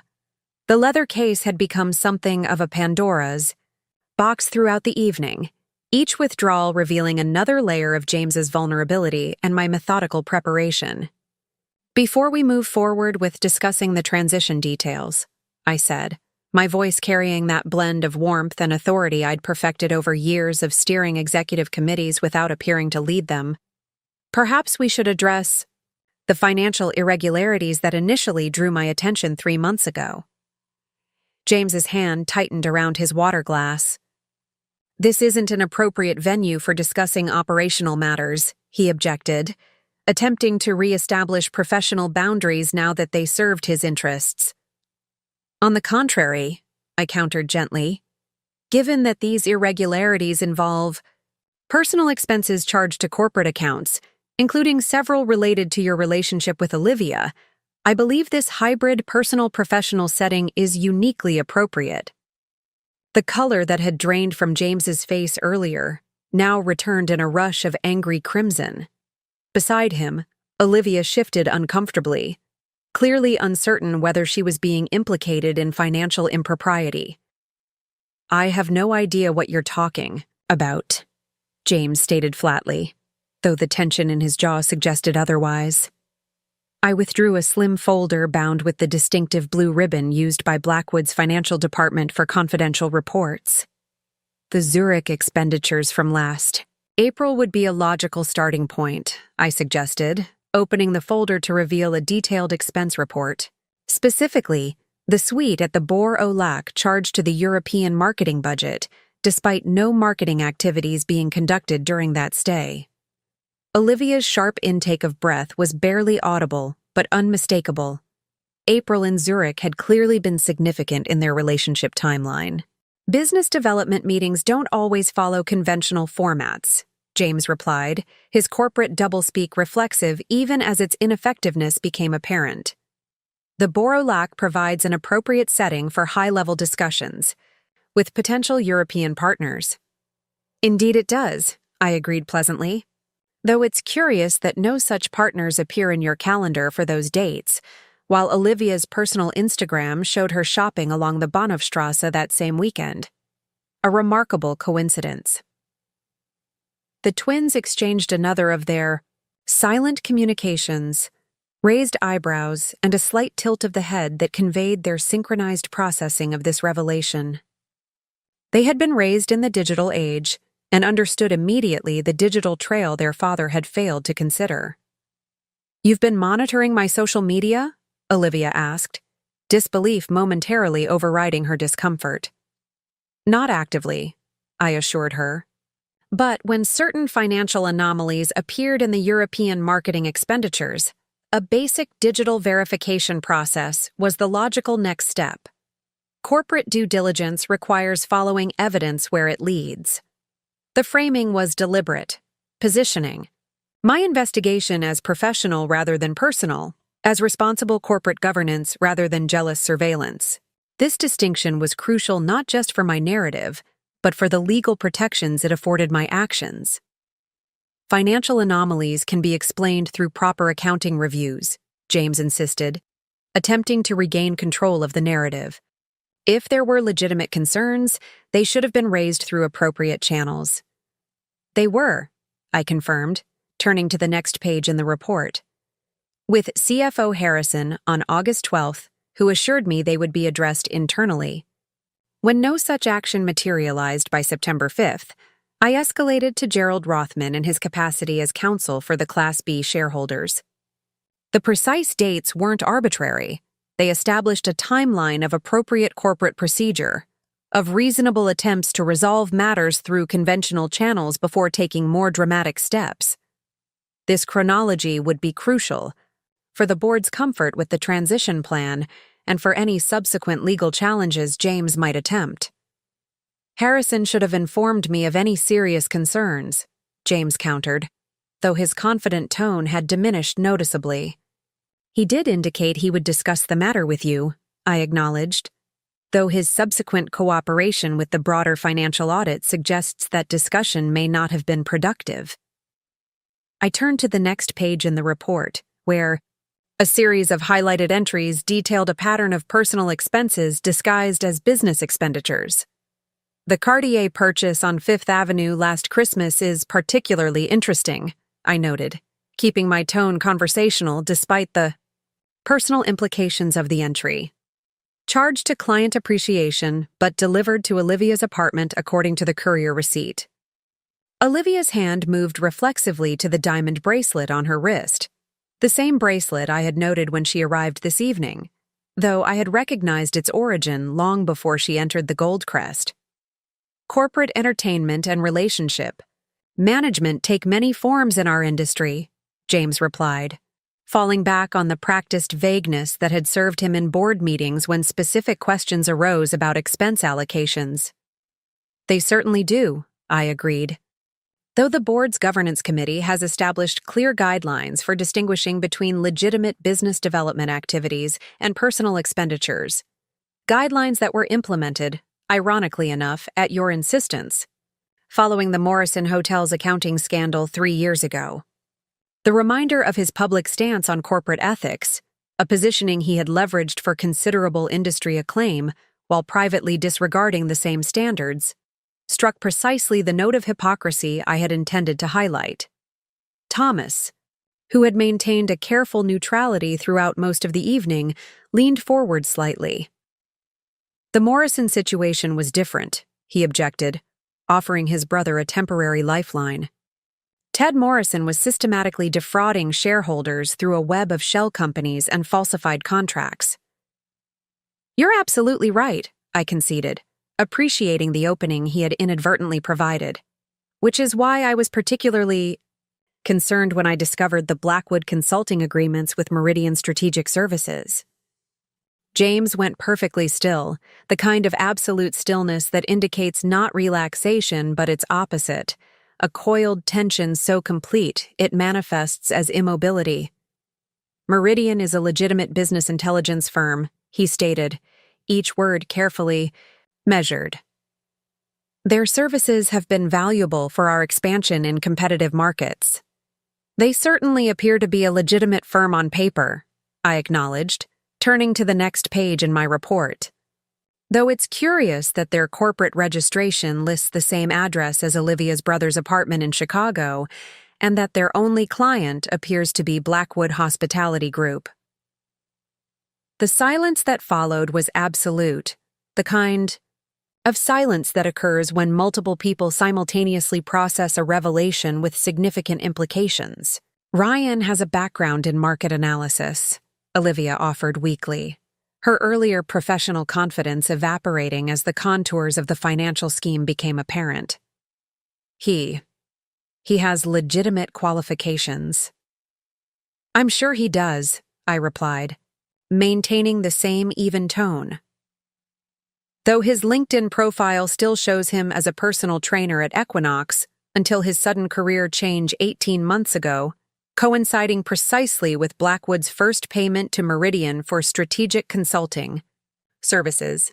The methodical documentation of these connections, payments, dates, addresses, professional histories, demonstrated a level of investigative thoroughness that clearly caught both James and Olivia off guard. What they had constructed as a simple financial arrangement to channel company funds toward personal priorities had been systematically deconstructed through patient, meticulous research.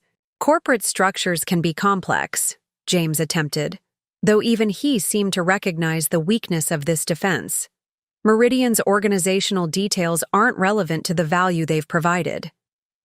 "The board's audit committee might disagree," I noted mildly, "particularly given Regulation FD compliance requirements for publicly traded companies like Blackwood Hospitality Group." The reference to financial disclosure regulations shifted the conversation from potential impropriety to potential illegality, a distinction that even Thomas, with his limited engagement in corporate operations, clearly recognized based on his sharp intake of breath. "These are complex matters that require careful context," James insisted, attempting to redirect the conversation away from specific financial details. "Isolated transactions can appear problematic when removed from their strategic framework." "I agree completely," I replied, surprising him with my apparent concession. "Which is why the forensic accounting team from Deloitte has been conducting a comprehensive review of all related transactions for the past 6 weeks. Their preliminary findings inform the board's executive committee deliberations regarding the leadership transition." The revelation that an external accounting firm, one of the Big Four with impeccable credibility, had been examining Blackwood's financial records without James's knowledge represented another seismic shift in the evening's power dynamic. External validation transformed my documentation from potentially biased accusations to professionally verified evidence. "You brought in outside auditors without board approval?" James demanded, momentarily forgetting that his audience now understood I controlled the majority of Class B shares and, by extension, effective board authority. "The audit was approved by the Governance Committee on October 3rd, I corrected him gently. "The meeting minutes reflect unanimous consent, including proxy votes from board members unable to attend in person." The Governance Committee had been James's creation, a seemingly progressive corporate structure he had championed to enhance Blackwood's public image, while assuming he would maintain effective control through carefully selected committee membership. The irony of this committee now authorizing the investigation that threatened his position was not lost on anyone at the table. Eleanor sipped her cognac with apparent appreciation for both the rare spirit and the methodical unveiling of evidence. "Victoria has always had a remarkable memory for details," she observed to no one in particular.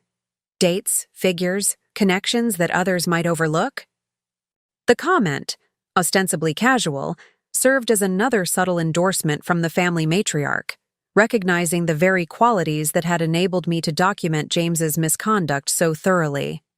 "Memory can be selective," James countered, attempting to undermine the credibility of my evidence, especially when filtered through emotional responses to personal situations, which is precisely why I've relied exclusively on documented evidence rather than recollection, I replied, turning to yet another section of the financial report.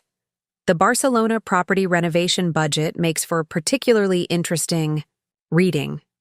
Specifically, the design consultation services provided by Artisan Concepts LLC.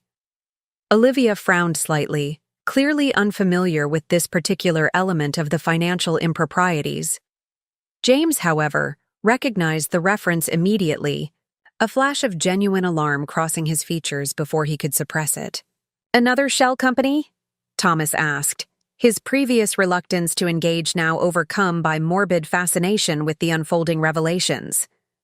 "Not exactly," I replied, maintaining the same measured tone despite the personal nature of what came.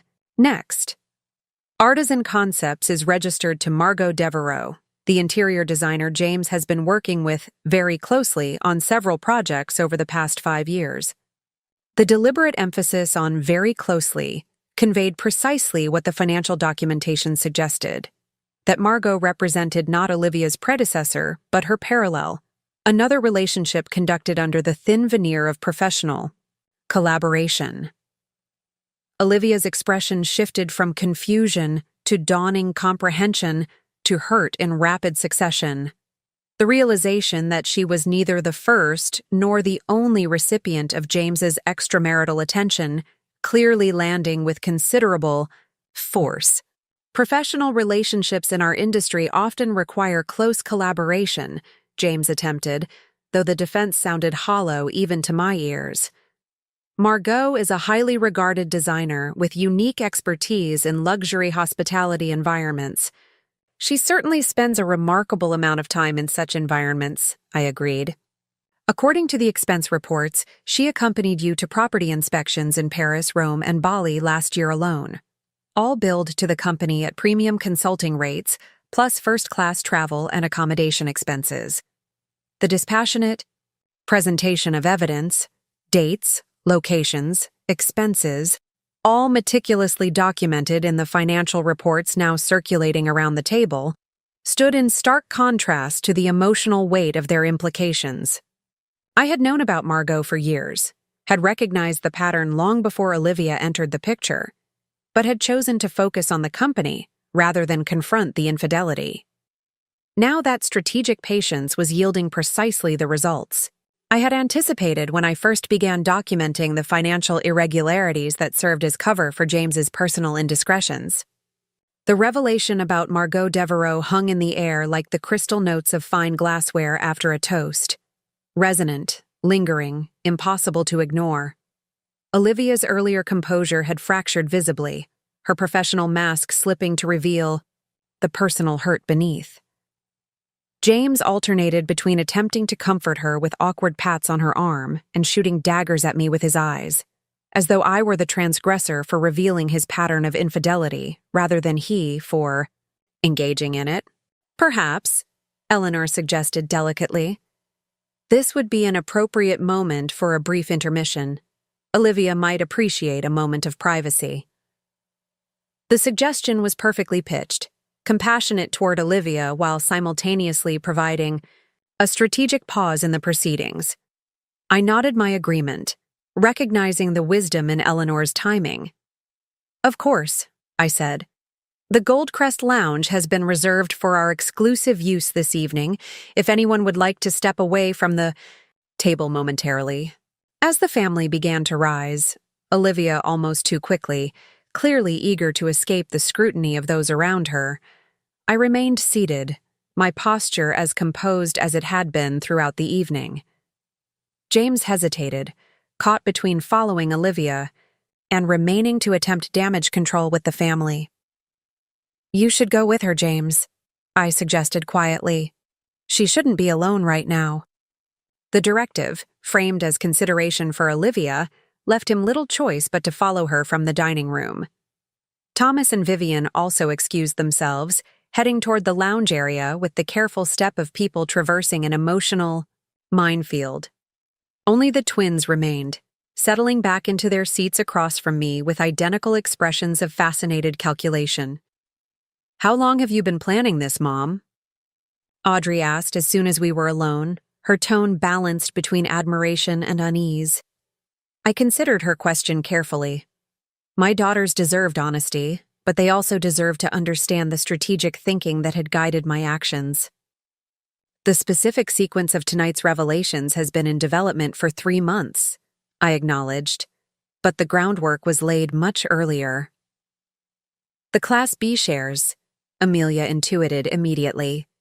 "You've known about them all along, haven't you?" I smiled slightly at my daughter's perceptiveness. So, like me at her age, quick to connect dots that others might not even see as related. "Your grandfather gave me the documentation on our wedding day," I confirmed, along with a letter explaining his reasons. The twins exchanged one of their silent communications. A slight widening of the eyes from Audrey met with an almost imperceptible nod from Amelia. "But you never used them," Audrey observed. "Not until now." "Why?" "Because business success isn't built on legal technicalities or power plays," I explained, absently straightening the silverware that had been disturbed during our intense discussion. "Your grandfather understood that. He structured the Class B shares as protection, not as a weapon. Protection that became necessary when Dad began making questionable decisions," Amelia supplied, her analytical mind already constructing the narrative. "Precisely," I acknowledged. "For most of our marriage, your father and I were aligned in our vision for Blackwood hospitality, even if he claimed public credit for many of my contributions. The legal control mattered less than the results we were achieving together."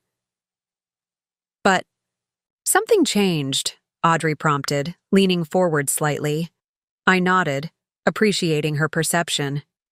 "Several things changed. The Barcelona acquisition 3 years ago marked a shift in your father's approach. More aggressive expansion, more emphasis on short-term results, more willingness to compromise the service standards that had defined the Blackwood brand, and, more concerning, a pattern of financial irregularities that suggested personal priorities were overriding corporate governance. The shell companies and hidden expenses," Amelia said. "When did you first notice those?" "The initial red flags appeared about 2 years ago," I replied, thinking back to the first anomalies I had identified in the corporate expense reports.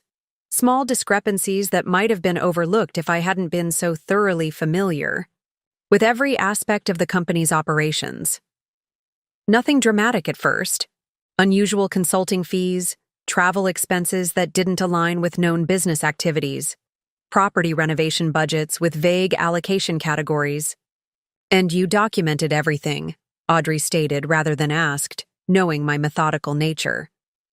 "Documentation is the foundation of both corporate governance and personal protection," I confirmed, echoing a principle I had instilled in my daughters since childhood. I began compiling a secure file of questionable transactions, cross-referenced with calendar entries, official communications, and public appearances. "That's why you upgraded your home office security system last year," Amelia realized, connecting another piece of the puzzle. The biometric safe and the new encrypted server weren't just Dad being paranoid about corporate espionage. I smiled at her perception. A secure repository became necessary as the documentation expanded, particularly once I began reconstructing the complete ownership structure of Blackwood Hospitality from the original incorporation documents. "Which led you back to the Class B shares," Audrey concluded, "and to grandfather's attorney, Rothman. Gerald Rothman has been retired from active practice for nearly a decade," I explained. "But he maintains emeritus status with the firm and holds certain institutional knowledge that proved invaluable. The current partners had accepted your father's characterization of the corporate structure without thoroughly examining the original documentation." "Classic Dad," Amelia observed with a hint of rueful recognition. "Present a simplified narrative, with enough confidence that no one questions the underlying details." The insight demonstrated how clearly my daughters saw their father's methods. perhaps more clearly than I had in the early years of our marriage, when his confidence had seemed like strength rather than a mask for insecurity. Gerald was understandably surprised when I appeared in his office 3 months ago, I continued, allowing myself a small smile at the memory. He had assumed I was fully aware of my legal position within the company structure all these years. But you weren't? Audrey asked, sounding surprised. Even though grandfather gave you the documentation? I understood I held shares, I clarified, but I hadn't fully appreciated their significance within the multi-layered ownership structure your grandfather had created. The Class B shares appeared to be a minority position based on the summary your father provided when we merged our financial planning after marriage. He misrepresented your ownership stake, Amelia stated flatly, her expression hardening as the implications became clear. Let's say he presented a simplified interpretation that aligned with his preferred narrative, I suggested, maintaining the measured tone I had used throughout the evening. Whether that was deliberate misrepresentation or simply his own misunderstanding isn't something I can definitively determine. So, what triggered the meeting with Rothman after all these years? Audrey asked, returning to the chronology of events. The Dubai regulatory inquiry, I replied. 6 months ago, the UAE financial authorities raised questions about the ownership structure of the Dubai property, specifically the chain of control leading back to Blackwood Holdings International. Your father dismissed their concerns as bureaucratic box-checking, but something in the language of their inquiry caught my attention. I paused, recalling the specific phrasing that had triggered my suspicion. Beneficial ownership disclosure requirements for Class B equity instruments. A technical term that had sent me searching through the original incorporation documents I had stored in my private files for 20 years. The Dubai regulators were asking questions that suggested they understood something about our corporate structure that even I didn't fully comprehend, I continued.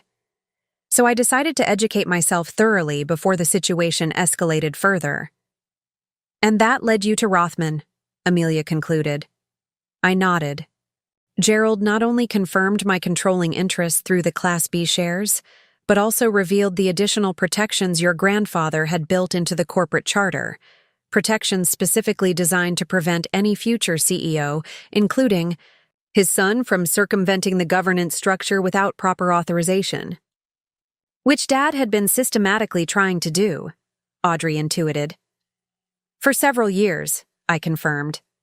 The 2015 reorganization was particularly concerning, a complex restructuring that appeared to streamline operations but actually created multiple layers of subsidiaries with increasingly opaque reporting relationships.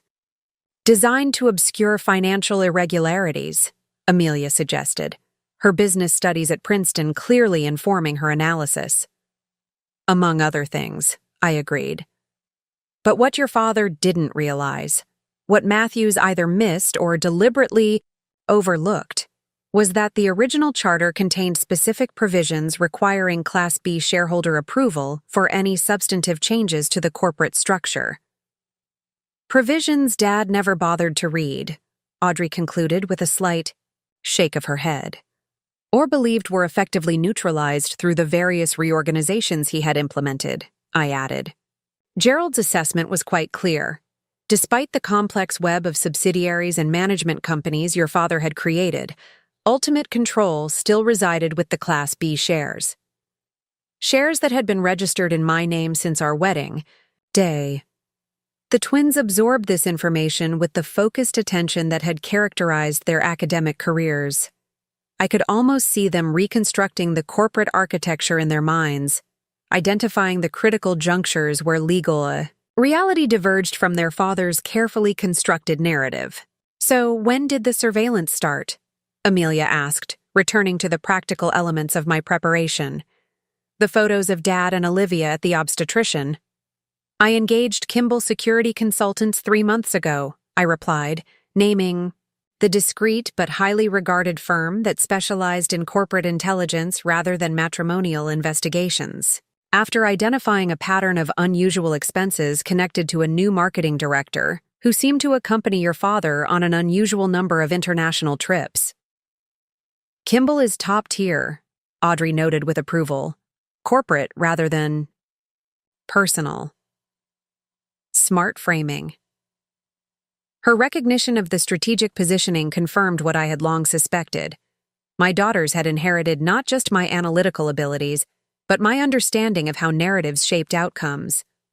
By engaging a prestigious corporate security firm rather than a traditional private investigator, I had established from the outset that my concerns were governance-related rather than matrimonial.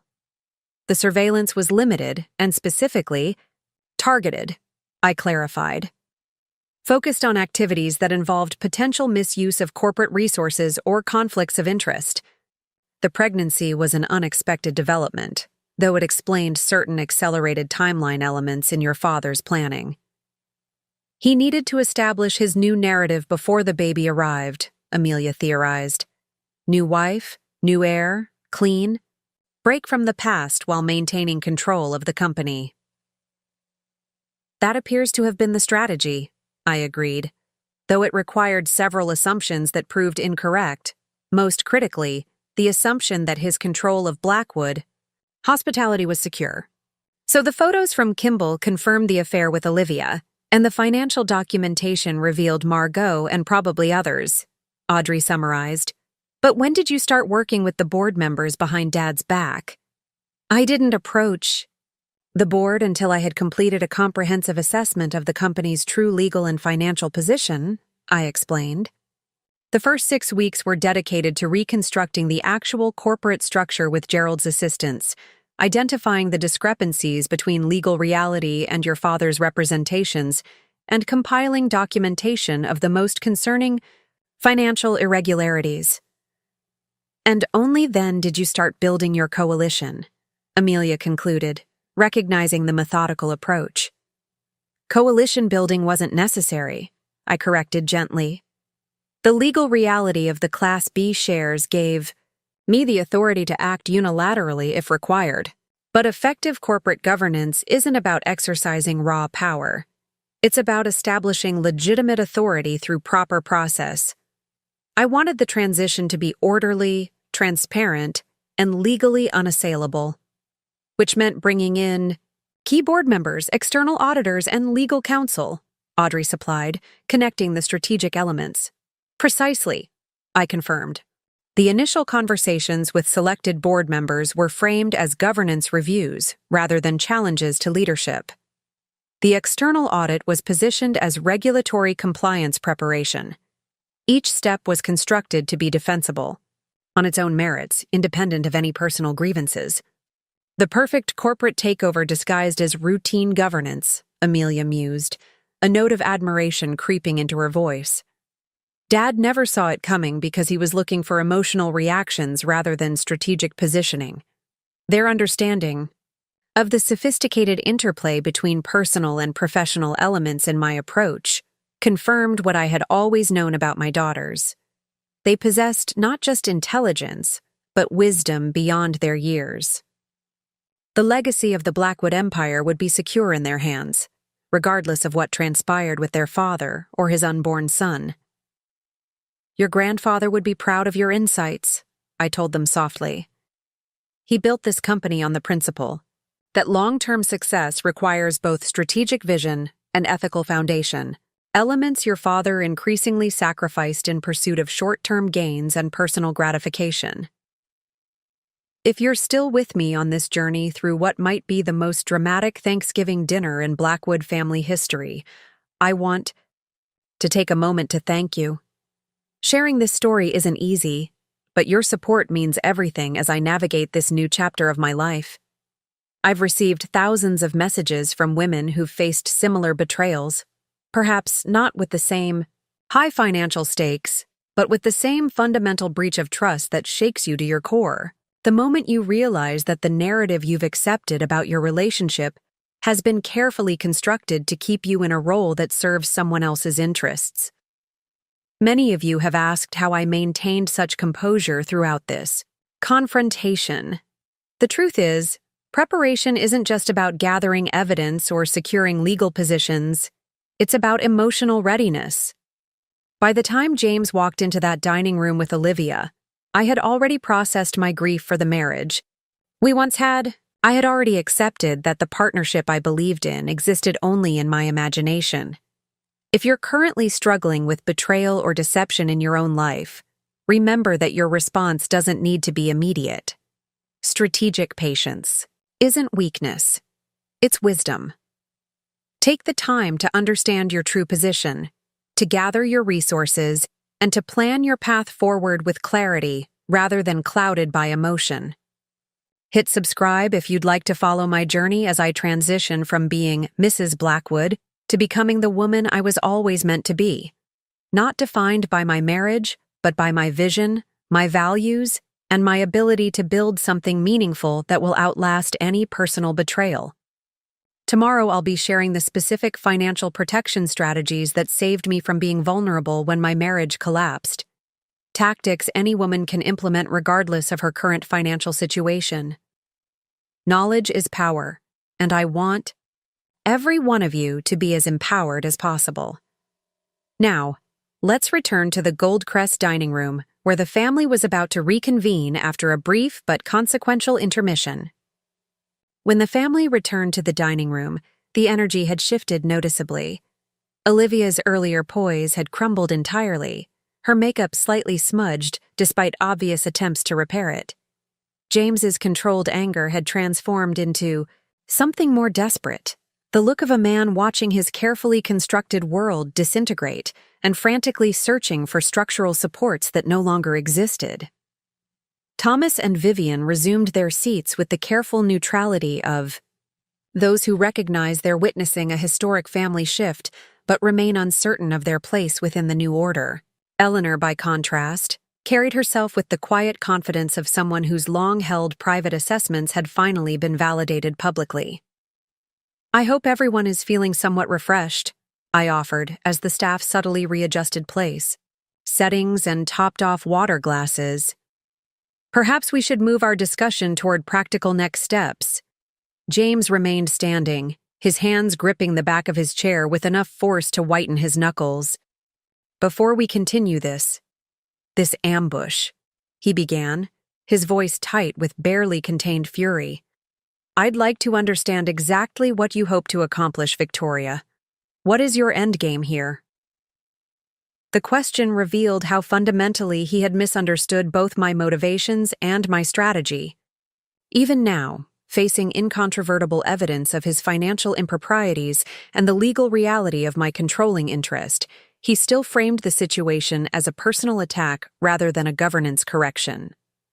"This isn't about accomplishing something, James," I replied calmly, gesturing for him to take his seat. "It's about acknowledging reality, the reality of the company's ownership structure, the reality of your financial management decisions, the reality of our marriage." "Our marriage," he repeated with bitter emphasis. "Is that what this is really about? You're willing to destabilize a global company, risk thousands of jobs, and threaten our family's entire legacy because I've fallen in love with someone else?" The attempt to reframe my carefully documented corporate governance concerns as an emotional response to his infidelity might have been effective with a different audience. Perhaps the sympathetic business associates he'd cultivated over the years, or the financial press that had consistently portrayed him as a visionary leader. But the family members around this table had now seen too much evidence to accept his simplified narrative. "Dad?" Audrey interjected, her voice carrying the precision of someone choosing her words with extreme care. "The documentation Mom has shared indicates systematic financial irregularities that long predate your relationship with Olivia. This isn't about your personal choices. It's about corporate governance." James shot his daughter a look of betrayal, clearly unprepared for her to align with my perspective. "You don't understand the complexities of running a global hospitality enterprise," he dismissed. "Creative accounting strategies are sometimes necessary for operational flexibility." "Creative accounting is a concerning euphemism," Thomas observed mildly, surprising everyone with his willingness to challenge his brother directly. particularly for a publicly traded company subject to SEC oversight. The unexpected pushback from both his daughter and his brother seemed to momentarily disarm James. He sank into his chair with uncharacteristic heaviness, as though the weight of his precarious position had suddenly become physical. "The SEC has nothing to do with this," he insisted, though with noticeably less conviction. "These are internal matters that should be addressed through proper channels, not at a family dinner." "I agree completely about proper channels," I replied, seizing the opening he had provided. "Which is why the comprehensive financial audit results will be presented to the full board on Monday morning, with representatives from the SEC's Enforcement Division in attendance as observers." The color drained from James's face for the second time that evening. "You've involved the SEC?" he asked incredulously. "That's corporate suicide." "On the contrary," I corrected him gently, "proactive transparency with regulatory authorities is the only reliable way to protect the company from more severe consequences. The SEC appreciates voluntary disclosure and cooperation significantly more than they appreciate discovering financial irregularities through whistleblowers or market disruptions." Eleanor nodded her approval at this approach. "Victoria is absolutely right," she stated, her voice carrying the weight of decades of experience navigating business crises. "Your father always maintained that getting ahead of potential problems was the only way to control their resolution." The invocation of his father's business philosophy, particularly from his mother, visibly affected James. For a brief moment, the composed corporate executive facade fell away entirely, revealing the son who had spent his career simultaneously invoking and defying his father's legacy. "The SEC meeting is non-negotiable at this point," I continued, maintaining the same calm tone. "However, there are several aspects of the transition that remain flexible, depending on your approach to resolution." "Resolution," James repeated flatly. "You mean my surrender?" "I mean your cooperation," I corrected. "There are multiple pathways forward, with significantly different implications for your personal and professional future." Olivia, who had remained silent since returning to the dining room, finally spoke. "What about the baby?" she asked, quietly, her hand moving to her stomach in what I now recognized as her instinctive protective gesture. Where do we fit in these pathways?" The question was directed at me rather than James, a significant shift that suggested she had already begun recalibrating her understanding of where actual authority resided in this situation. The vulnerability in her voice triggered genuine compassion despite the circumstances that had brought us to this moment. "Your child will be a Blackwood," I assured her with genuine gentleness. "Regardless of what transpires between you and James, or between James and the company, that reality won't change. The family has substantial resources set aside specifically for education and support of all Blackwood descendants." The relief that flooded her features was palpable, a reminder that beneath the role of the other woman was a pregnant 29-year-old facing an increasingly uncertain future. Whatever manipulations or misrepresentations had characterized her relationship with James, she was now carrying a child who would be connected to this family permanently. "That's not your decision to make," James objected, though the protest sounded hollow even to my ears. "The family trusts are under my administration as CEO." "Actually," Eleanor interjected with quiet authority, "the family trusts are separate from the corporate structure, administered by independent trustees including myself and Gerald Rothman. Another detail you might have overlooked in your father's careful planning." This revelation, that even the family's personal financial resources weren't under James's unilateral control, seemed to land as yet another blow to his rapidly diminishing authority. He reached for his water glass with a hand that trembled slightly, the immaculate cuff of his Tom Ford suit revealing the Patek Philippe watch I had given him for our 15th anniversary. "So you've thought of everything," he said bitterly, after taking a long drink. "Lined up the board, engaged external auditors, contacted regulatory authorities, even secured my mother's cooperation.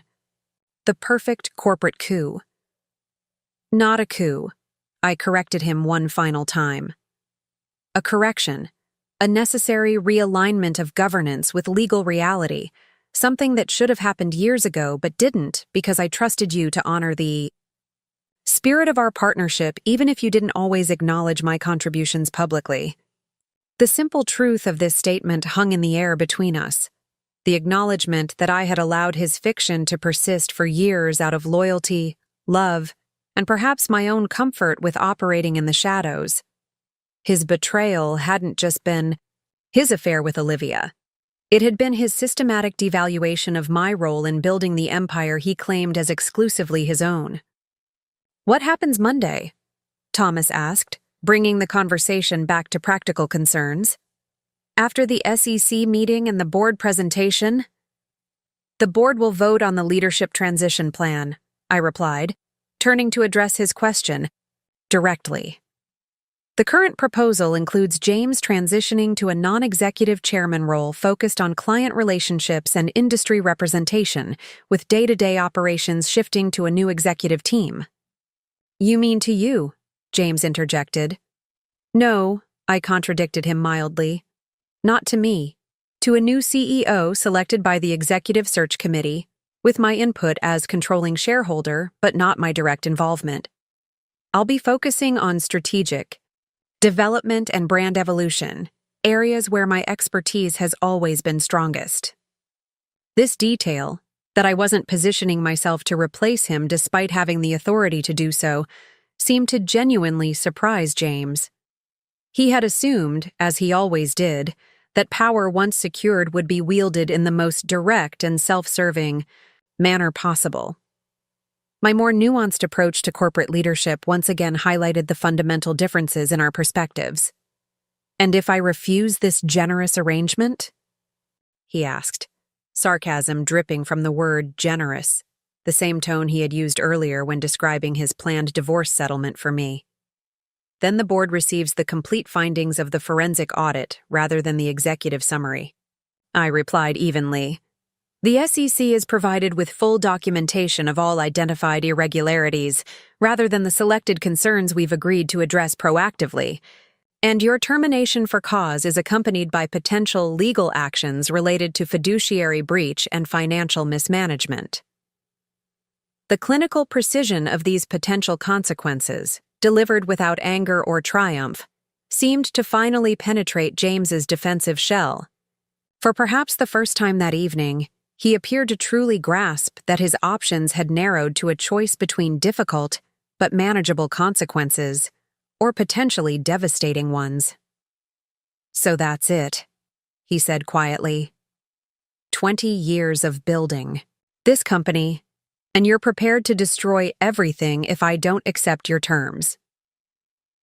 "On the contrary," I corrected him one final time. "I'm offering you the opportunity to preserve what matters most: your relationship with your children, your professional reputation, and your financial security. The only thing you're losing is the fiction that you built this empire alone." The truth of this assessment was reflected in the expressions around the table, not just from the twins, whose respect for my strategic approach was evident, but even from Thomas and Vivian, who had witnessed enough of the evening's revelations to understand the legitimacy of my position. Only Olivia seemed uncertain, still processing the implications for her own future and that of her unborn child. The hand that had been protectively cradling her stomach now reached hesitantly for James's arm, seeking reassurance he was in no position to provide. "We need time to discuss this privately," James finally stated, the corporate negotiator in him recognizing when a strategic retreat was necessary.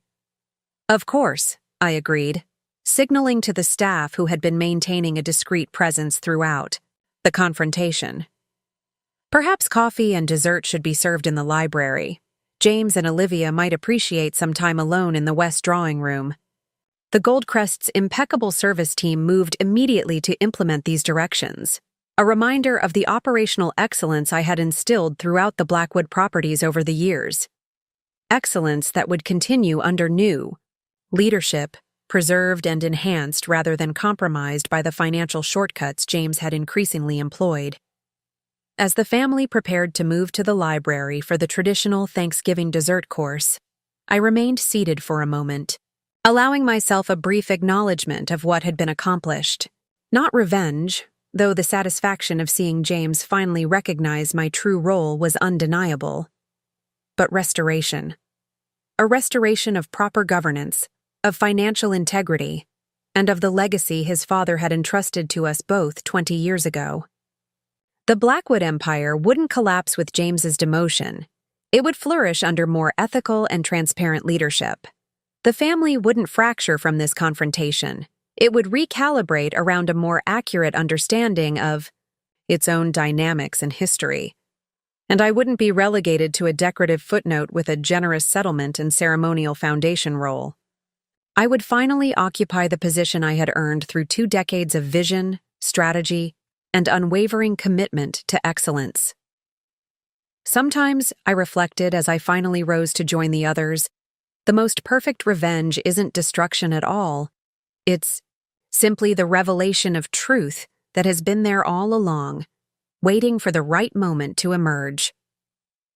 20 minutes later, we reassembled in the Goldcrest's library, a wood-paneled sanctuary with floor-to-ceiling bookshelves, leather club chairs, and the same spectacular city views that characterize the private dining room.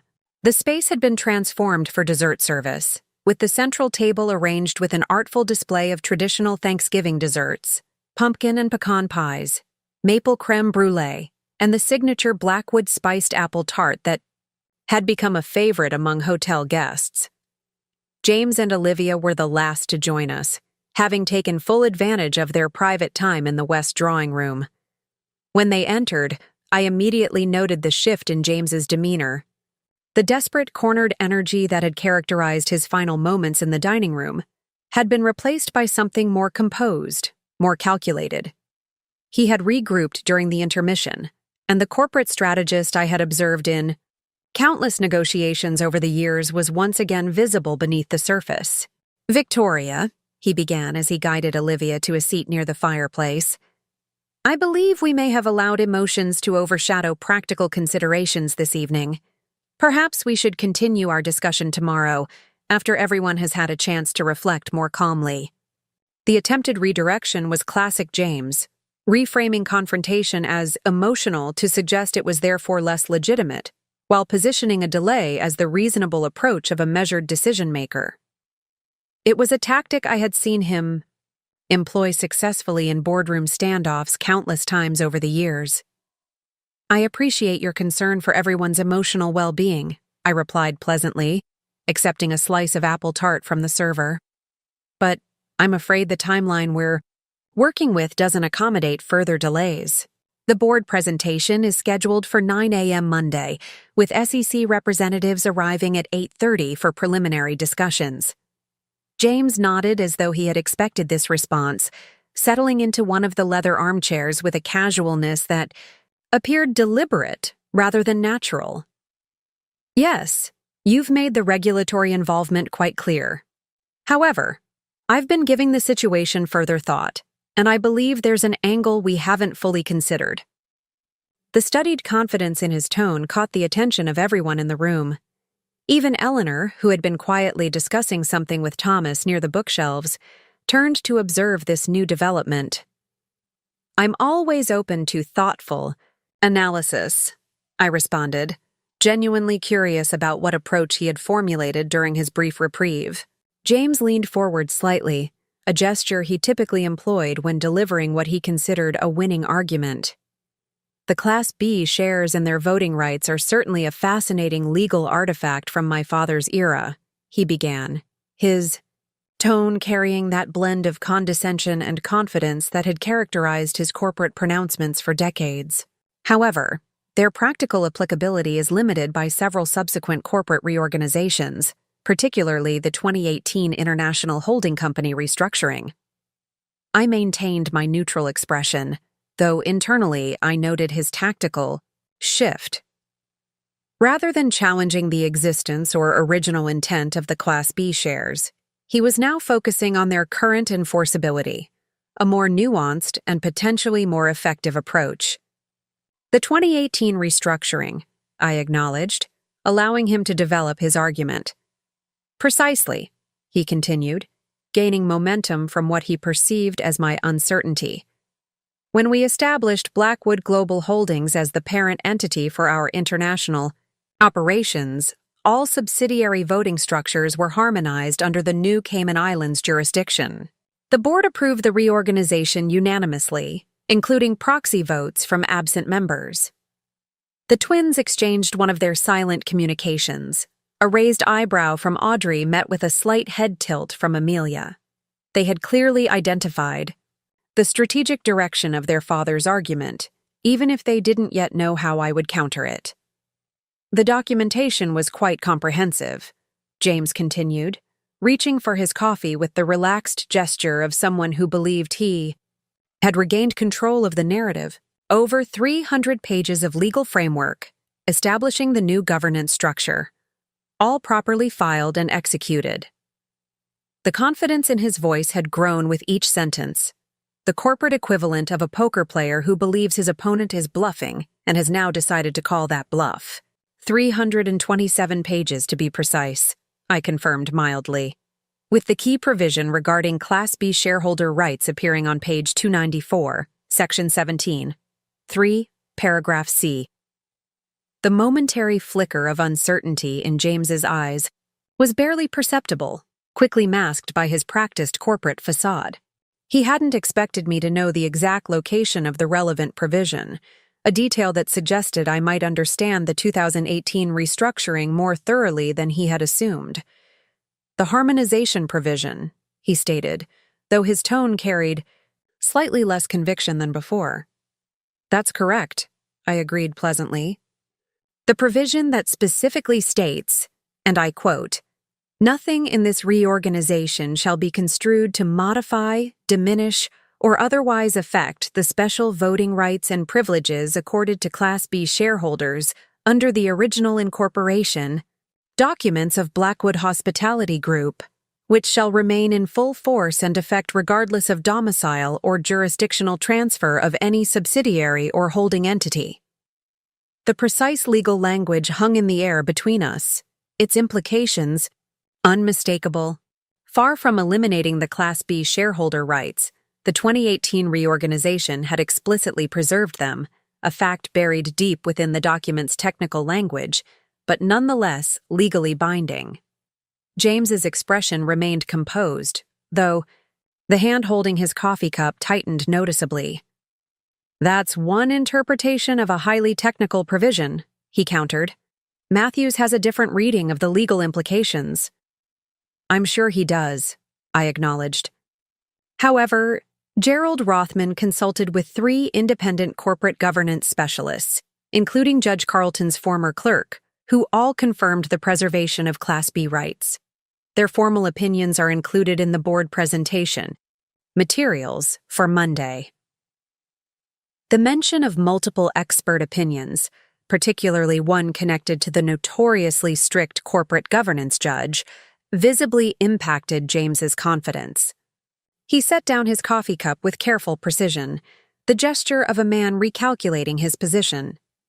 Legal technicalities aside, he pivoted smoothly, the practical reality remains unchanged. I am the public face of Blackwood Hospitality Group. I have the relationships with partners, investors, and governmental authorities that are essential to our operation. Any attempt to abruptly change leadership would create market instability that would damage all our interests. It was his second attempt at this particular argument, an appeal to practical business considerations rather than legal technicalities. The approach revealed his assessment that he couldn't win on legal grounds, but might still maintain his position through appeals to operational necessity.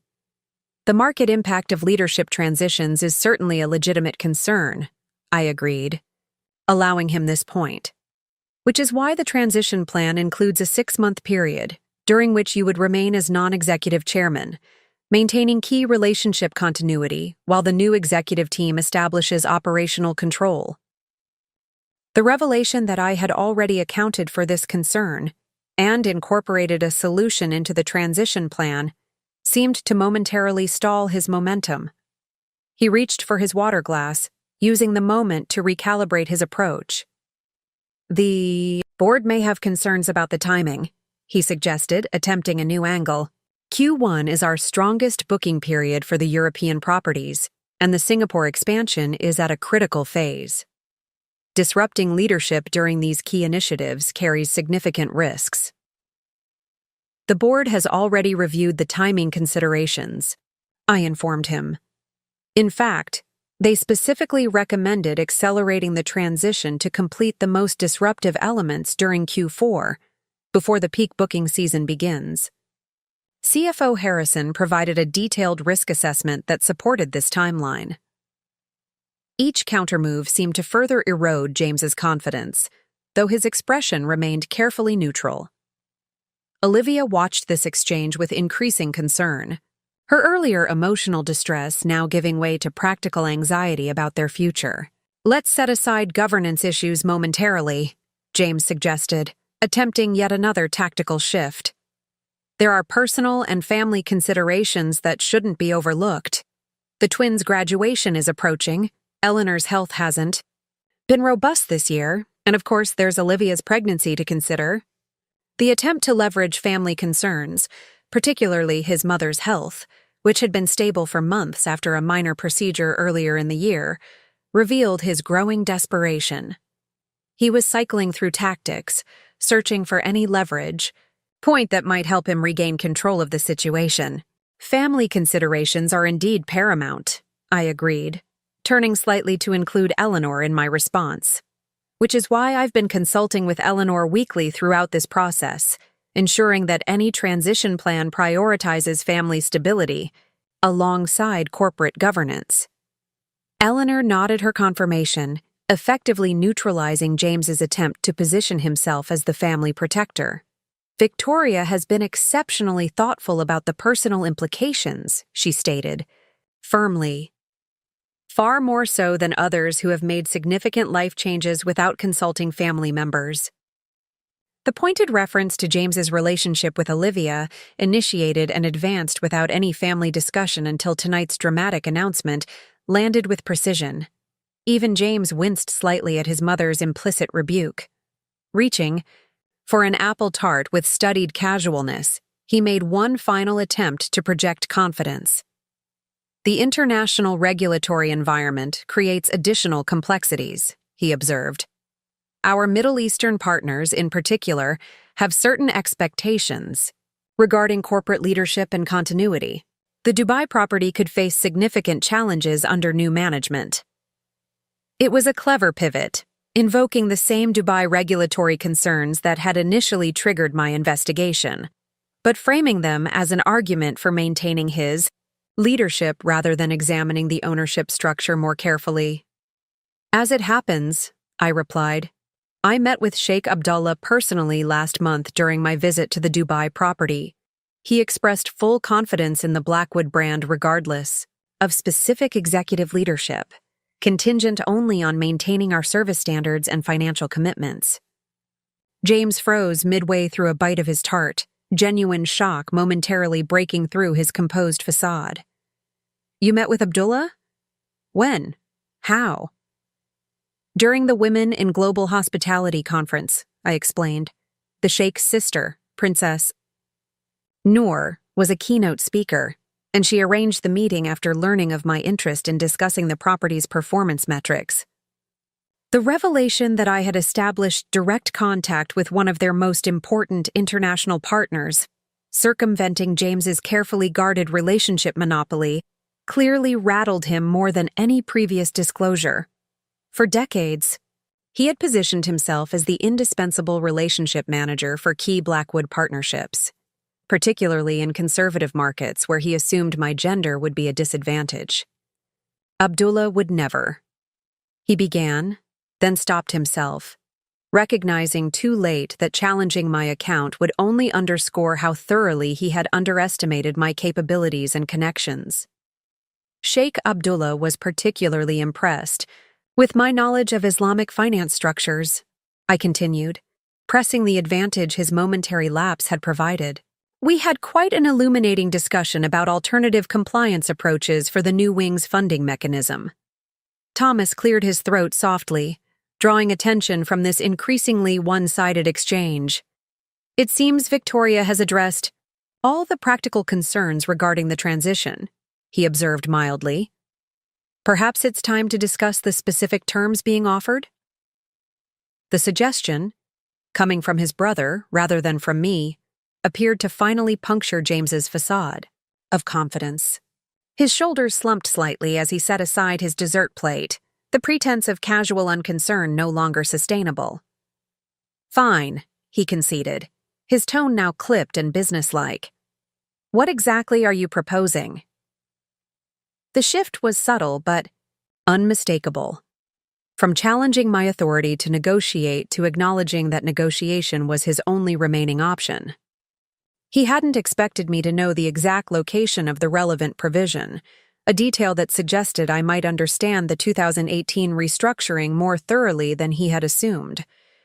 The harmonization provision, he stated, though his tone carried slightly less conviction than before. That's correct, I agreed pleasantly. The provision that specifically states, and I quote, "Nothing in this reorganization shall be construed to modify, diminish, or otherwise affect the special voting rights and privileges accorded to Class B shareholders under the original incorporation, documents of Blackwood Hospitality Group, which shall remain in full force and effect regardless of domicile or jurisdictional transfer of any subsidiary or holding entity." The precise legal language hung in the air between us, its implications unmistakable. Far from eliminating the Class B shareholder rights, the 2018 reorganization had explicitly preserved them, a fact buried deep within the document's technical language, but nonetheless legally binding. James's expression remained composed, though the hand holding his coffee cup tightened noticeably. That's one interpretation of a highly technical provision, he countered. Matthews has a different reading of the legal implications. I'm sure he does, I acknowledged. However, Gerald Rothman consulted with 3 independent corporate governance specialists, including Judge Carlton's former clerk, who all confirmed the preservation of Class B rights. Their formal opinions are included in the board presentation. Materials for Monday. The mention of multiple expert opinions, particularly one connected to the notoriously strict corporate governance judge, visibly impacted James's confidence. He set down his coffee cup with careful precision, the gesture of a man recalculating his position. Legal technicalities aside, he pivoted smoothly, the practical reality remains unchanged. I am the public face of Blackwood Hospitality Group. I have the relationships with partners, investors, and governmental authorities that are essential to our operation. Any attempt to abruptly change leadership would create market instability that would damage all our interests. It was his second attempt at this particular argument, an appeal to practical business considerations rather than legal technicalities. The approach revealed his assessment that he couldn't win on legal grounds, but might still maintain his position through appeals to operational necessity. The market impact of leadership transitions is certainly a legitimate concern, I agreed, allowing him this point. Which is why the transition plan includes a 6-month period, during which you would remain as non-executive chairman, maintaining key relationship continuity while the new executive team establishes operational control. The revelation that I had already accounted for this concern and incorporated a solution into the transition plan seemed to momentarily stall his momentum. He reached for his water glass, using the moment to recalibrate his approach. The board may have concerns about the timing, he suggested, attempting a new angle. Q1 is our strongest booking period for the European properties, and the Singapore expansion is at a critical phase. Disrupting leadership during these key initiatives carries significant risks. The board has already reviewed the timing considerations, I informed him. In fact, They specifically recommended accelerating the transition to complete the most disruptive elements during Q4, before the peak booking season begins. CFO Harrison provided a detailed risk assessment that supported this timeline. Each countermove seemed to further erode James's confidence, though his expression remained carefully neutral. Olivia watched this exchange with increasing concern, her earlier emotional distress now giving way to practical anxiety about their future.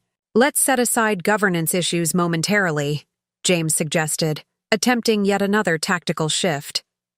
"There are personal and family considerations that shouldn't be overlooked. The twins' graduation is approaching. Eleanor's health hasn't been robust this year, and of course there's Olivia's pregnancy to consider." The attempt to leverage family concerns, particularly his mother's health, which had been stable for months after a minor procedure earlier in the year, revealed his growing desperation. He was cycling through tactics, searching for any leverage point that might help him regain control of the situation. The false security that had characterized his demeanor since returning from the drawing room had finally given way to grudging acceptance of his vulnerable position.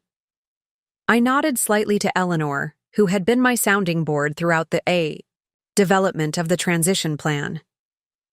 Her barely perceptible nod in return confirmed her continued support for the approach we had discussed. "The current proposal includes 3 key elements," I began, my tone matter-of-fact rather than triumphant. "First, your transition to non-executive chairman for a 6-month period, focusing on relationship management with key partners and clients. Second, financial restructuring to address the identified irregularities, including restitution of misappropriated funds. And third, a comprehensive succession plan that acknowledges all Blackwood heirs, including your unborn son, while establishing merit-based criteria for future leadership roles." James listened with the focused attention of a negotiator assessing terms, his earlier bravado replaced by pragmatic calculation. "And the financial package?" he asked directly, cutting to the aspect that likely concerned him most immediately. "You retain your ownership stake in the company, though with modified voting rights," I replied. "Your compensation transitions to a chairman's package rather than CEO compensation, approximately 60% of your current total.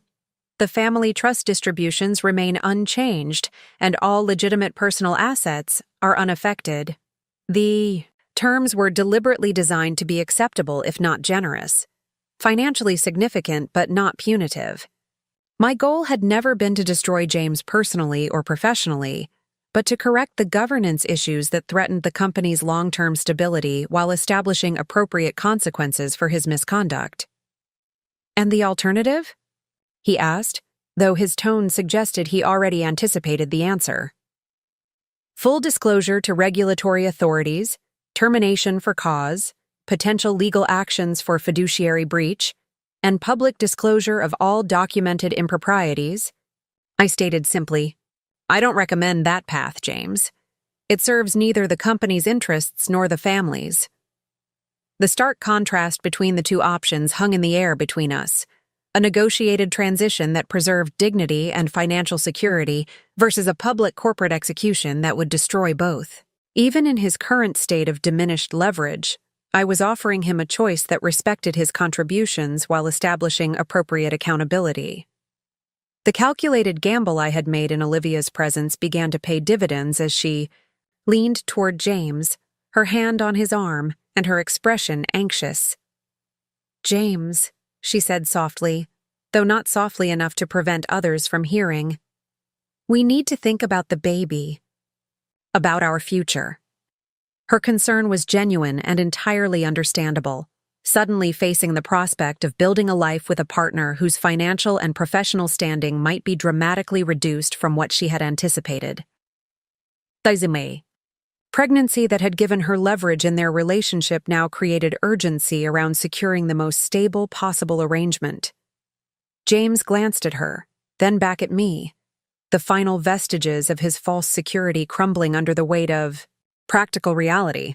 Whatever narrative he had constructed during their private conversation in the drawing room Whatever counterargument or legal challenge he had convinced himself might work had now been systematically dismantled by the thoroughness of my preparation. "I'll need to review the full terms with legal counsel," he finally stated, the corporate executive reasserting itself in this moment of capitulation, "and discuss the implications with Olivia privately." "Of course," I agreed readily. "The complete documentation is available for your review tomorrow morning. Matthews is welcome to consult with Rothman regarding any clarifications, though I should note that Matthews' own conduct may be subject to separate ethics review by the Bar Association. The implication that his personal attorney might face professional consequences for his role in the financial irregularities added yet another layer of pressure to James's already precarious position. Each potential support structure he might have relied upon had been methodically neutralized through my advance preparation. "Is there anything else we need to address this evening?" he asked, clearly eager to retreat and regroup now that the fundamental power dynamic had been established. "Beyond doubt." "Just one thing," I replied, reaching into my portfolio one final time. "The public narrative surrounding these changes. I've prepared a press release for your review that presents the transition as a planned succession strategy, with you stepping back to focus on strategic partnerships while making way for the next generation of leadership." The document I slid across the table represented perhaps the most generous aspect of my approach, a face-saving public narrative that would preserve his professional reputation despite the reality of what had transpired. It was a courtesy he likely wouldn't have extended to me had our positions been reversed, but one that aligned with my goal of stable transition rather than destructive confrontation. As James scanned the document, the final traces of his false security dissolved into grudging recognition.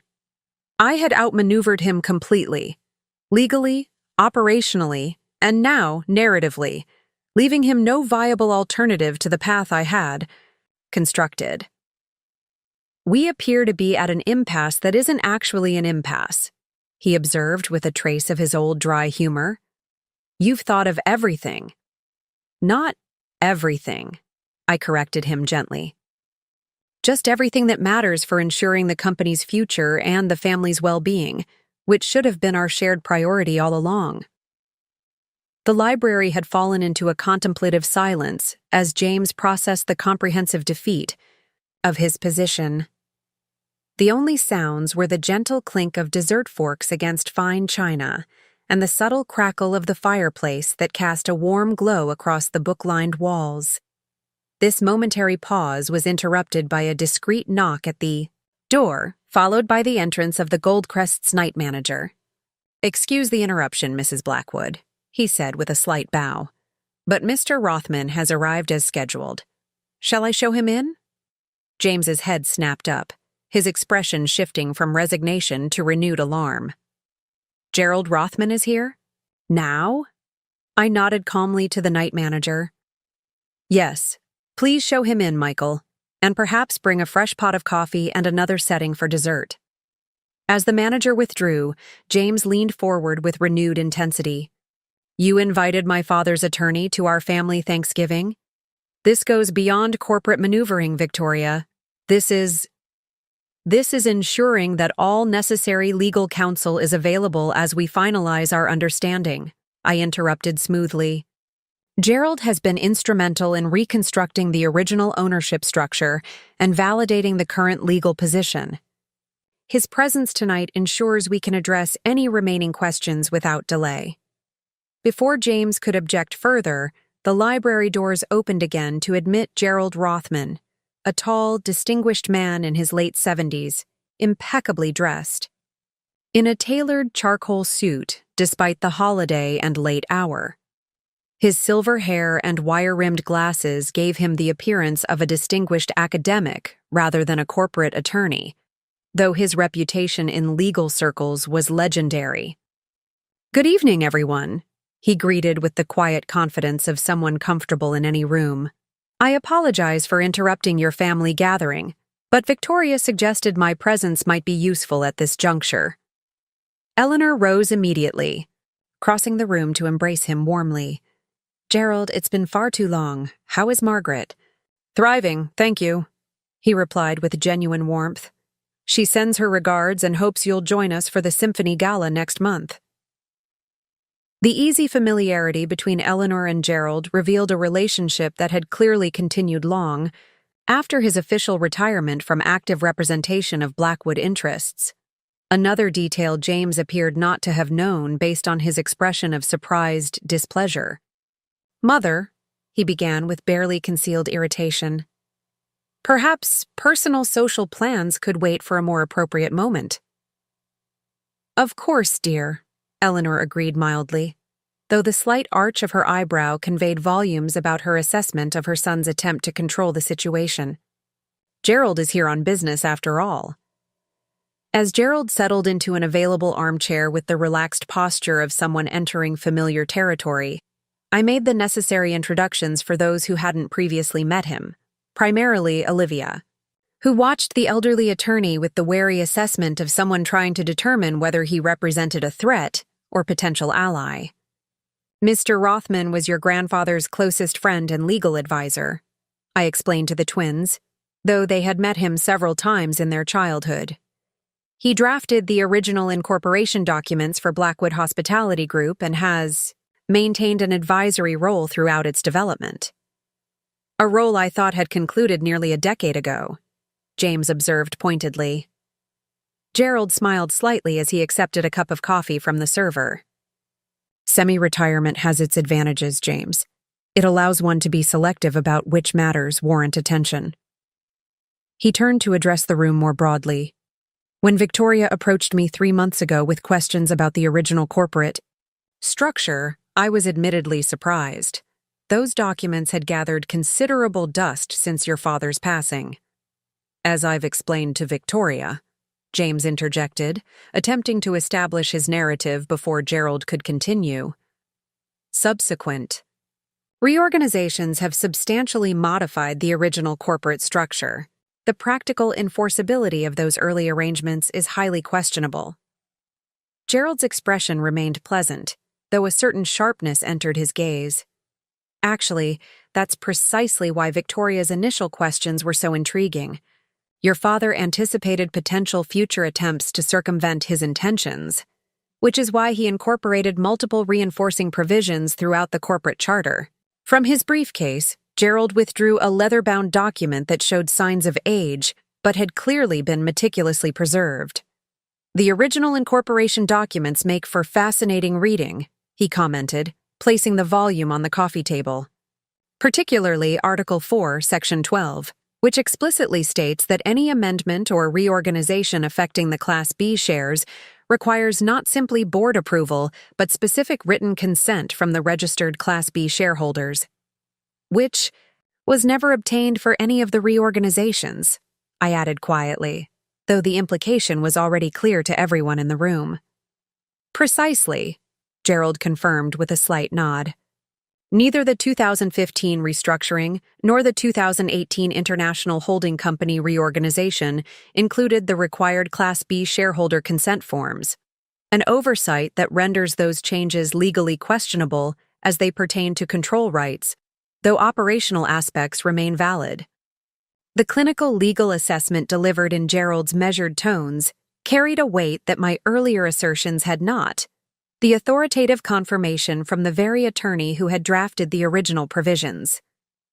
James's earlier confidence, briefly rekindled during our intermission, visibly deflated under this expert validation of my position. "Even if some technical requirement was overlooked," James attempted, though his argument had lost much of its conviction, "the practical reality of corporate operations for the past 20 years supports my position as controlling executive." "Ah, the doctrine of operational precedent," Gerald acknowledged, his tone suggesting he had anticipated this very argument.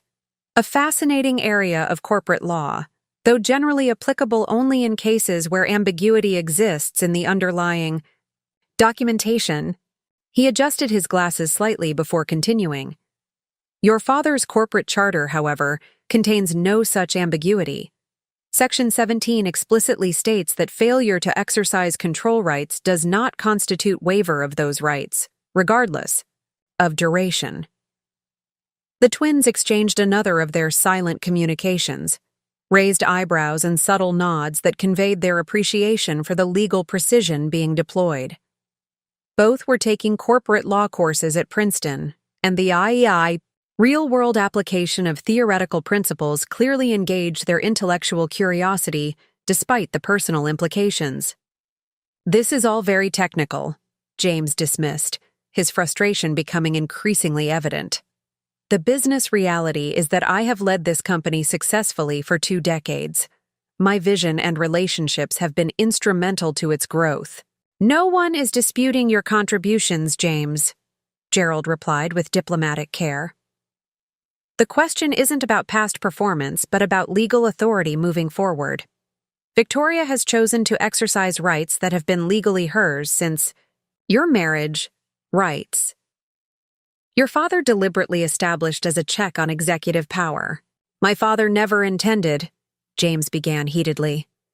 "Your father was quite explicit about his intentions," Gerald interrupted, his gentle tone belying the firmness of his contradiction.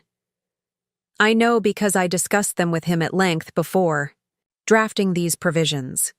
He believed deeply in balanced corporate governance and was concerned about the concentration of too much power in any single executive, including, perhaps especially, his son." The revelation that James's father had specifically designed the corporate structure to limit his authority struck with precision. Throughout his career, James had invoked his father's legacy while systematically dismantling the governance structures his father had valued, a contradiction that Gerald's testimony now laid bare. "Gerald was kind enough to share some of his personal notes from those discussions," I added, maintaining the same measured tone that had characterized my approach throughout the evening. "They provide valuable context for understanding your father's vision for the company's governance." From my portfolio, I withdrew several pages of handwritten notes on legal pad paper, clearly dated from more than 20 years earlier. "Gerald has confirmed these as authentic records of his conversations with your father during the development of the corporate charter." James stared at the notes, his father's intentions preserved in faded blue ink, with an expression that suggested he was seeing a ghost. "Those should be privileged communications," he objected weakly. "Attorney-client confidentiality would apply if these were legal advice," Gerald confirmed. "But these particular notes reflect philosophical discussions about corporate governance principles, not protected legal counsel. Moreover, Kevin explicitly authorized me to share his thinking with future leadership should questions arise about the intent behind certain provisions." Eleanor nodded slowly, a soft smile playing at her lips. "That sounds exactly like Kevin," she observed. "He always believed in transparency about intentions, even when the mechanisms might be complex. The invocation of his father's principles from both his mother and his father's trusted advisor created a pincer movement that James appeared unable to counter. Whatever narrative he had constructed about his father's intentions for the company now faced authoritative contradiction from the two people who had known Kevin Blackwood's thinking best. More importantly," Gerald continued, returning to the practical present, "these historical perspectives inform but don't determine our current situation. The legal reality remains straightforward. Victoria controls the majority of Class B shares.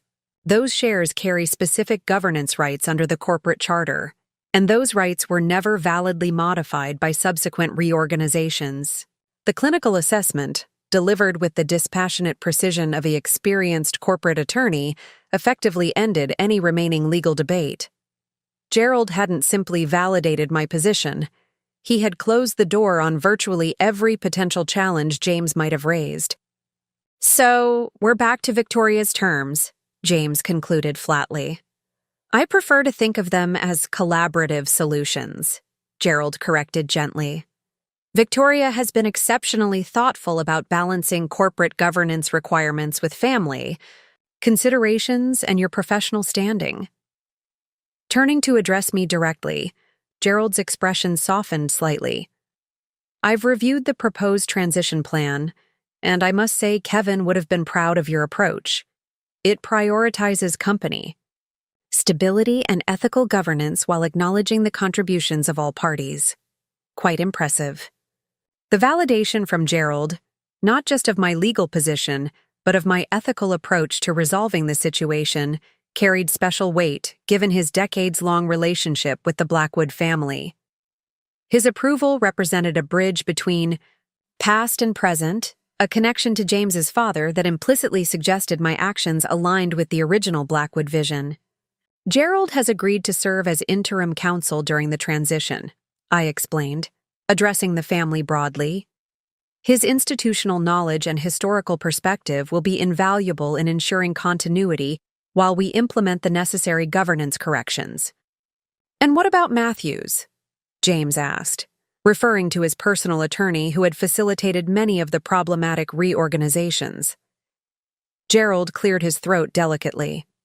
I've had a collegial conversation with Robert Matthews regarding his role in the 2015 and 2018 reorganizations, he replied with careful diplomacy.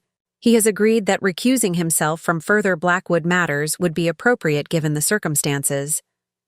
The implication was clear, though tactfully presented.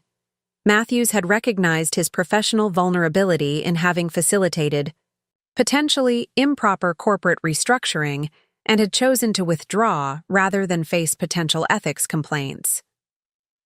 So you've neutralized my legal representation as well, James observed with resigned recognition. On the contrary, I corrected, him gently. We've ensured you have access to counsel with complete understanding of the legal realities.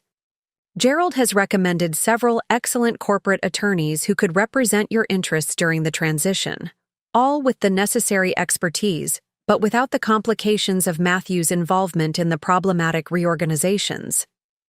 This careful provision for James's legal representation, ensuring he had qualified counsel while removing a potentially problematic ally, demonstrated again the thoroughness of my preparation. Every aspect of the transition had been considered, including protecting James from further self-harm through poor legal advice. Olivia, who had remained largely silent during this legal discussion, finally spoke. What does all this mean for us? She asked, her hand moving protectively to her stomach in what I now recognized as her instinctive gesture. For the baby? Gerald turned to her with grandfatherly kindness, his expression softening. The family provisions Victoria has outlined are quite generous and entirely secure, he assured her. The Blackwood Family Trust has specific allocations for all descendants, regardless of circumstances. Your child's educational and financial security is protected independently from any corporate governance matters. The relief that washed over Olivia's features was palpable. Another reminder that beneath the role of the other woman was a young mother-to-be concerned about her child's future. Whatever calculations had led her into a relationship with her married boss, she now faced a dramatically different future than she had likely anticipated when James brought her to Thanksgiving dinner. Additionally, I added, maintaining the same composed tone that had characterized my approach throughout the evening, I've asked Gerald to draft a separate educational trust for your child, equivalent to what we established for the twins when they were born. Some things transcend personal circumstances. This announcement, that I was personally ensuring financial provision for the child of my husband's affair, clearly surprised everyone in the room, including Gerald, who had not been privy to this particular decision. The gesture wasn't motivated by magnanimity so much as principle. The child would be a Blackwood, regardless of the circumstances of conception, and deserved the same advantages my daughters had received. Eleanor's expression of quiet approval confirmed that she understood and supported this approach, maintaining the family's values even in the midst of painful personal betrayal. The Blackwood legacy had always been about more than money or power. It encompassed a certain standard of conduct that survived even the most difficult circumstances. Thank you, Olivia managed, clearly struggling to process this. Unexpected generosity from the woman her relationship had wounded. Family transcends individual mistakes, I replied simply, though my gaze shifted meaningfully to James as I spoke. The implication was clear. While his actions had violated both personal and professional trust, they would not be allowed to harm innocent parties, including his unborn child. Gerald nodded slightly, a gesture of approval that seemed to embrace both the specific provision and the principled approach it represented. In that moment, he was not just a legal advisor, but a living connection to the values that had shaped the Blackwood legacy from its beginning, values that would guide its future under new leadership. Now, he said, returning to practical matters, with the precision that had characterized his distinguished legal career, shall we review the specific elements of the transition plan to address any remaining questions? As Gerald withdrew additional documents from his briefcase, the dynamic in the room shifted subtly but significantly. His presence had transformed what might have been dismissed as a marital dispute with corporate overtones into a formal business reorganization with clear legal parameters. The strategic introduction of this powerful ally had effectively closed the door on James's remaining options for resistance.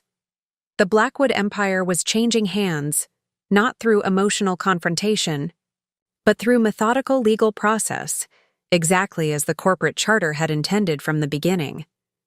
As Gerald reviewed the transition plan documents with meticulous attention to detail, I observed the subtle but unmistakable transformation occurring around the library's central table. The family dynamics that had remained relatively stable for 2 decades were realigning before my eyes, like tectonic plates shifting after a long period of mounting pressure. Thomas, who had traditionally deferred to his older brother in all business matters, now directed his questions primarily to Gerald and me. The twins, who had grown up viewing their father as the unquestioned authority on corporate matters, listened with focused attention to my explanations of strategic considerations. Even Eleanor, who had maintained a carefully balanced position between her sons throughout their adult lives, now oriented herself physically toward my end of the table, a subtle but significant repositioning. Only James seemed not to have fully processed the new reality, continuing to interject with suggestions and amendments as though he retained final authority over the decisions being made. The transition timeline needs to account for the Macau property opening, he insisted, tapping the document Gerald had just reviewed. Moving leadership during that critical launch window would be irresponsible. The timeline already includes specific provisions for the Macau opening, I replied, flipping to the relevant page. Page 17 details the project management continuity plan, with Zhao remaining as opening director through the first quarter, regardless of broader leadership changes. Gerald nodded approvingly. Victoria has been extremely thorough in addressing operational continuity. Each major initiative has a dedicated transition strategy with appropriate leadership stability measures. James frowned, scanning the document, with the intensity of someone looking for flaws rather than understanding the content. Zhao reports directly to me. His loyalty is to the Blackwood organization and his professional responsibilities.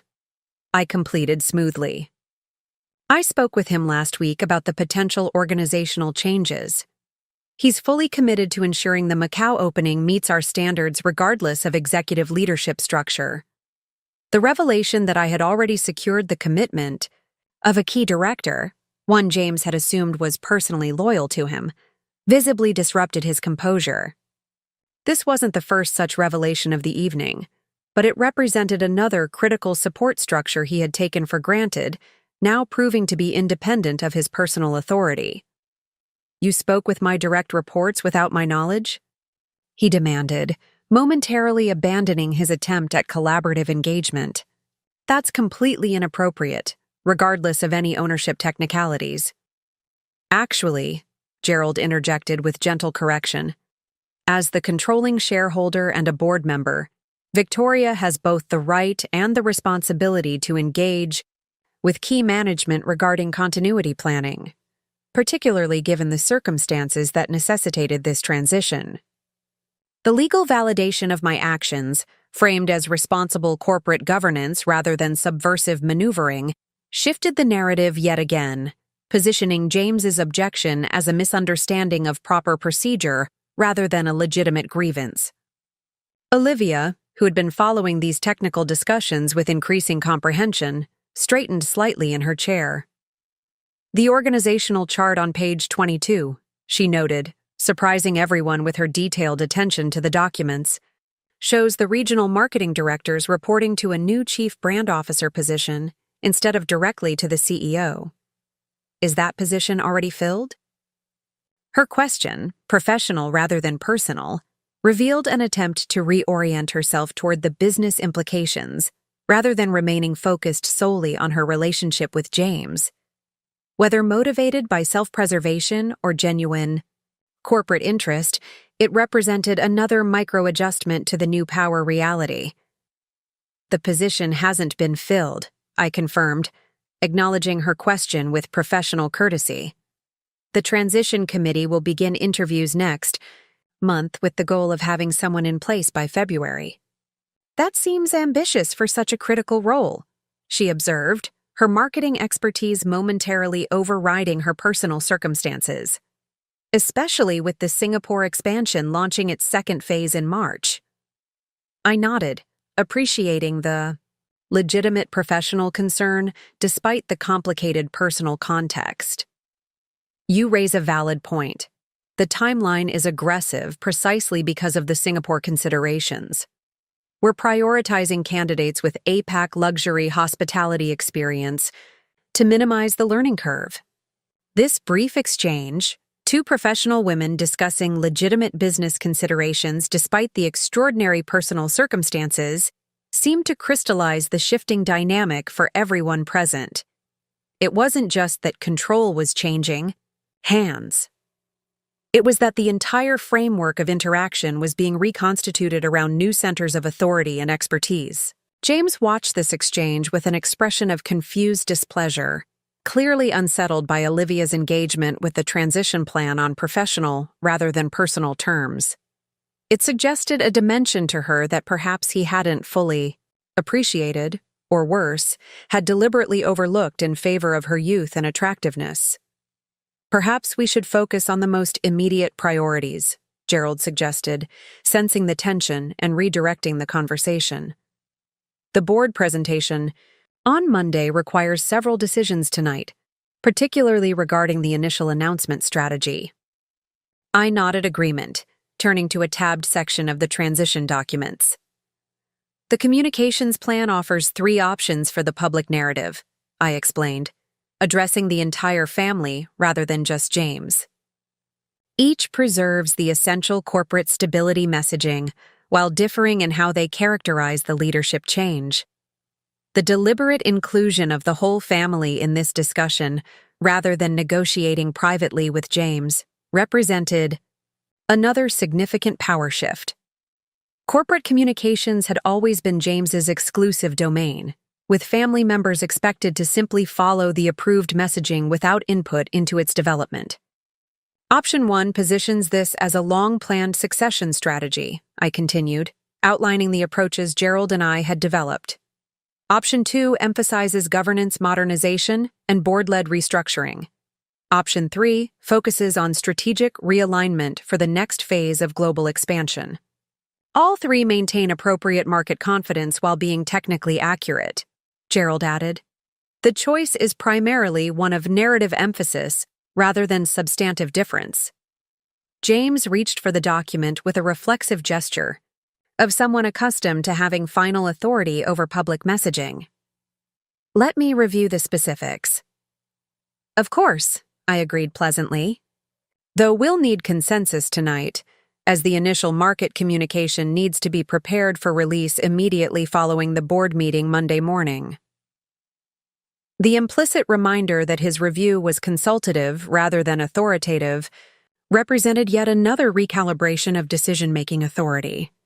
While I was including him in the process, the final determination would not be his alone as it had been throughout his tenure as CEO. As James studied the communication options with concentrated attention, His phone chimed with an incoming message. He glanced at it briefly, then more intently, his expression shifting from annoyed interruption to focused concern. "Excuse me," he muttered, rising from his chair. "I need to make a call." As he stepped away toward the far corner of the library, I exchanged a meaningful glance with Gerald, whose slight nod confirmed my suspicion about the likely source of the message. The timing was precisely as we had anticipated. While James takes that call, I said to the others, perhaps we should discuss the Monday logistics. The board meeting is scheduled for 9 a.m. at the corporate headquarters rather than here at the Goldcrest. Gerald has arranged for additional security and media management given the sensitivity of the announcements. Eleanor raised an elegantly arched eyebrow.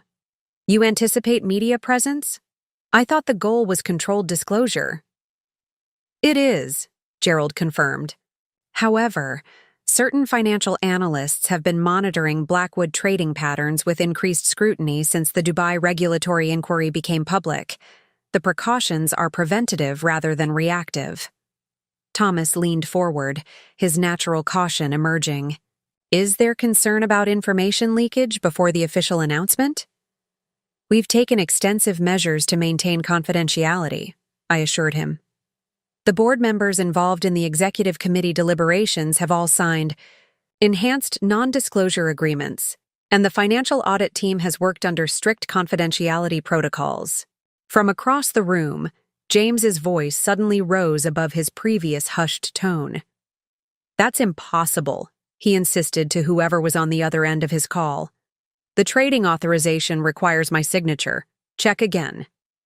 The twins exchanged another of their silent communications, raised eyebrows and slight nods that conveyed their recognition of another piece falling into place.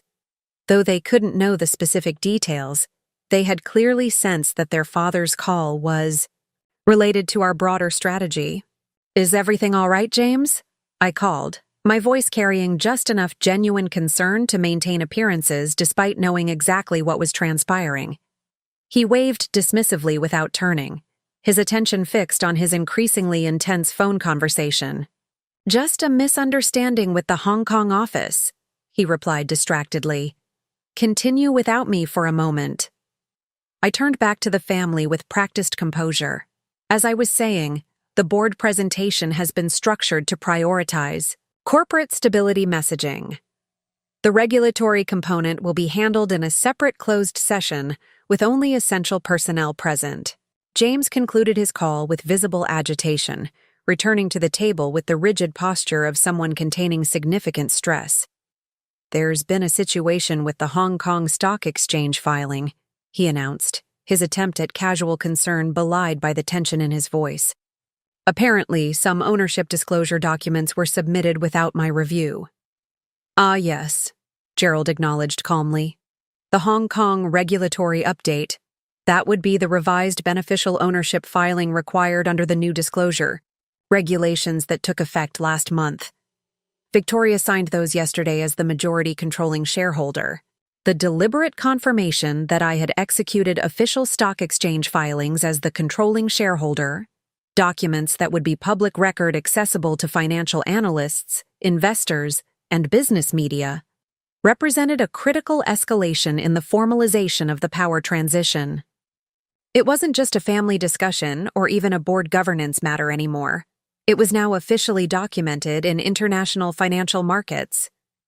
"Those filings require my authorization as CEO," James insisted, though his tone lacked conviction. "The Hong Kong Exchange has specific protocols for executive verification of ownership structures. The protocols specifically require verification from the beneficial controlling shareholder," Gerald corrected gently. "A role that the documentation now officially confirms belongs to Victoria through her Class B share ownership. The CEO authorization is secondary and administrative rather than substantive." James's face paled slightly as the full implications became clear. The Hong Kong filing wasn't just another piece of evidence or legal argument. It was an official public declaration of the ownership reality he had either misunderstood or deliberately obscured for 2 decades. Once those filings were processed, which typically occurred within hours in the efficient Hong Kong regulatory system, the information would be accessible to anyone with basic financial market access. The timing of this filing is suspicious, he noted bitterly, deliberately coordinated with tonight's confrontation. On the contrary, I replied calmly. The filing timeline was determined by the Hong Kong regulatory deadline, which happens to be Monday. The documents needed to be submitted before the deadline to avoid potential compliance penalties. The timing of our discussion tonight was actually adjusted to ensure you were fully informed before the filing became public record. This framing, that the Thanksgiving dinner confrontation had been scheduled to accommodate regulatory deadlines rather than to maximize personal discomfort, repositioned the entire evening as a professional courtesy rather than an ambush.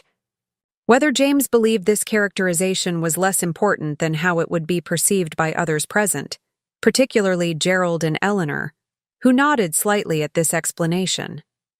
So it's done, James said flatly, the fight visibly draining from his posture. The Hong Kong filing makes everything official. The Hong Kong filing simply acknowledges the legal reality that has existed since our marriage, I corrected gently. The Class B shares and their controlling interest have been registered in my name for 20 years. All that's changed is the public documentation of that fact. The distinction between creating a new reality and acknowledging an existing one was subtle but significant. I wasn't seizing control, I was simply exercising authority that had been legally mine all along. The difference was critical not just for legal purposes, but for the narrative that would shape both family dynamics and market perception moving forward. Gerald cleared his throat softly, drawing attention back to the practical matters at hand. The Hong Kong filing is indeed significant, he acknowledged, but it's merely one element of the comprehensive transition plan. We still have several important decisions to finalize this evening regarding Monday's board presentation and the subsequent communication strategy. His redirection, gentle but firm, helped reorient the discussion away from James's momentary crisis toward the broader governance process. This subtle shepherding of attention demonstrated why Gerald had been so valuable as an ally.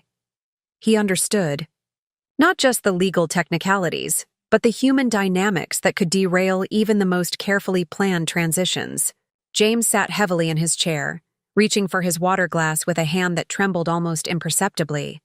The sequence of revelations throughout the evening had finally culminated in this unmistakable moment of power transfer, documented, official, and irreversible. Whatever mental reservations or counter-strategies he might have been maintaining had now collided with the immovable reality of public financial filings. I assume the other exchanges will receive similar filings? He asked, his tone now resigned rather than combative. The New York and London documentation was submitted simultaneously with the Hong Kong filing, Gerald confirmed. Singapore and Dubai will follow on Monday morning, aligned with their market opening times. The comprehensive nature of the disclosure strategy, coordinated across all major financial markets where Blackwood Hospitality Group maintained listings, underscored the thoroughness of our preparation. There would be no jurisdictional loopholes or regulatory gray areas for James to exploit. The ownership reality would be consistently documented across all relevant financial authorities. Eleanor watched this exchange with the experienced eye of someone who had witnessed multiple corporate transitions throughout her decades as the Blackwood matriarch. It seems the practical matters are well in hand, she observed, her gaze moving between James and me. Perhaps we should consider how to address the personal aspects of this situation with equal care. Her gentle redirection, from corporate governance to family implications, reflected her long-standing priority on maintaining family cohesion despite business conflicts. It also signaled her acceptance of the power shift as a completed reality, moving her focus to managing its aftermath, rather than questioning its legitimacy. An excellent suggestion, I agreed, grateful for her wisdom in navigating this delicate territory. The family communication strategy is outlined in Section 3 of the transition documents. I've drafted personal letters to key family associates, explaining the leadership changes in terms that preserve dignity while acknowledging the new reality. The existence of these letters, prepared in advance and carefully crafted to manage the social implications of the corporate transition, demonstrated yet again the comprehensive nature of my preparation. It wasn't simply the business mechanics I had considered, but the complex web of personal relationships and social standing that would be affected by these changes. James stared at the transition binder with the hollow gaze of someone finally confronting an irreversible reality. The Hong Kong filing had served as the definitive power shift moment, the point at which theoretical legal arguments and corporate governance principles had transformed into documented financial market reality. Whatever resistance or counter-strategy he might have been contemplating had now been rendered effectively moot by the public nature of the ownership disclosure. The Blackwood Empire, the corporate identity he had claimed as exclusively his own for 2 decades, was now officially recognized as mine to direct. The power had shifted, not through emotional confrontation or legal technicality, but through the incontrovertible documentation of financial market filings that would be visible to every investor, analyst, partner, and competitor by Monday morning. The king had not been dethroned, he had simply been revealed to have never legitimately worn the crown at all. 3 weeks after that fateful Thanksgiving dinner, I stood at the floor-to-ceiling windows of the Blackwood Hospitality Group's executive office, the office that had been James's exclusive domain for 2 decades and was now mine. The city sprawled. Below, dusted with the first snow of December, holiday lights beginning to twinkle against the early winter dusk. The transition had proceeded with surprising smoothness, a testament to the thoroughness of my preparation and the fundamental resilience of the organization James and I had built together. The board meeting that Monday had unfolded exactly as planned. The executive committee's presentation of the financial audit findings had been met with appropriate concern but not panic, precisely the balanced reaction we had hoped to achieve. James had played his part with unexpected grace, presenting the leadership transition as a planned succession strategy, aligned with his desire to focus on strategic partnerships rather than day-to-day operations. If any board members suspected, the carefully crafted narrative concealed a more complex reality. They kept those suspicions to themselves, recognizing that corporate stability was in everyone's best interest. The market had responded positively to the announced changes. Blackwood stock had initially dipped on the news, as anticipated by our financial advisors, but had rebounded strongly after analyst calls where I outlined the strategic vision for the company's next phase of growth. By the end of the week, share prices had stabilized at levels slightly above pre-announcement values, a remarkable achievement given the significance of the leadership changes. Behind me, the door opened quietly, and Eleanor entered, elegant as always in a tailored wool suit that complemented the winter landscape outside. Since the transition, she had become a more frequent visitor to headquarters, her institutional knowledge and social connections proving invaluable as we navigated the complex web of relationships that underpinned the Blackwood business world.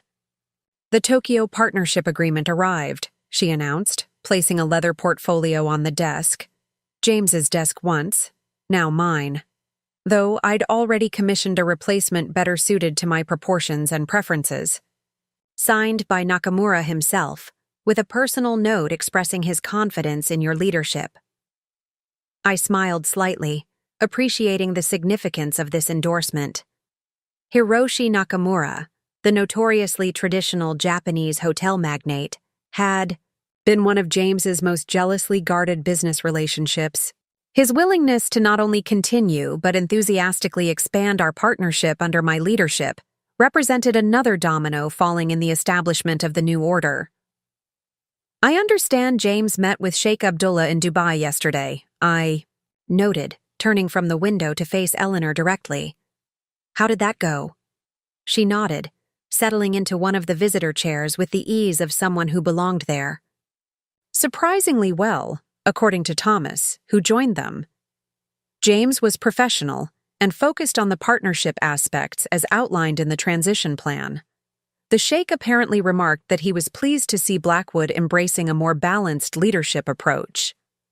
This report, that James was fulfilling his new role as non-executive chairman with professionalism rather than resentment, represented perhaps the most unexpected development of the transition period. Whether motivated by resignation to the inevitable, concern for his reputation, or genuine recognition of his past misconduct, he had embraced the narrative we had constructed with more conviction than I had dared hope. "And Olivia?" I asked. The personal implications of our Thanksgiving confrontation never entirely separate from the corporate ones. Eleanor's expression softened slightly. "She's relocated to the Singapore office as planned. The regional marketing role seems to suit her talents, and the distance from New York provides helpful space for everyone involved." She paused, considering her next words carefully. "James visits every other week. They appear to be working toward some form of stable relationship before the baby arrives." I nodded, neither pleased nor disturbed by this information. From the beginning, my goal had been correction rather than destruction, addressing the governance failures and personal betrayals without unnecessarily punishing innocent parties or destroying value that benefited all stakeholders. Olivia's pregnancy had complicated the ethical landscape, introducing considerations that transcended my personal hurt or corporate authority. "The educational trust paperwork is complete," I informed Eleanor, referencing the provision I had established for James and Olivia's unborn child. "Gerald has arranged for it to be funded immediately rather than waiting for the birth. He felt that provided additional security given the circumstances." Eleanor's approval was evident in her slight smile. "That's very much in keeping with how Kevin would have handled things," she observed, invoking her late husband's principled approach. "Family obligations transcend personal grievances." The mention of James's father brought to mind the letter I had received from him on my wedding day, the one accompanying the Class B share documentation that had remained unopened in my personal safe for so many years. I had finally read it fully only after discovering James's affair, finding in its pages both validation and guidance that had shaped my approach to the current situation.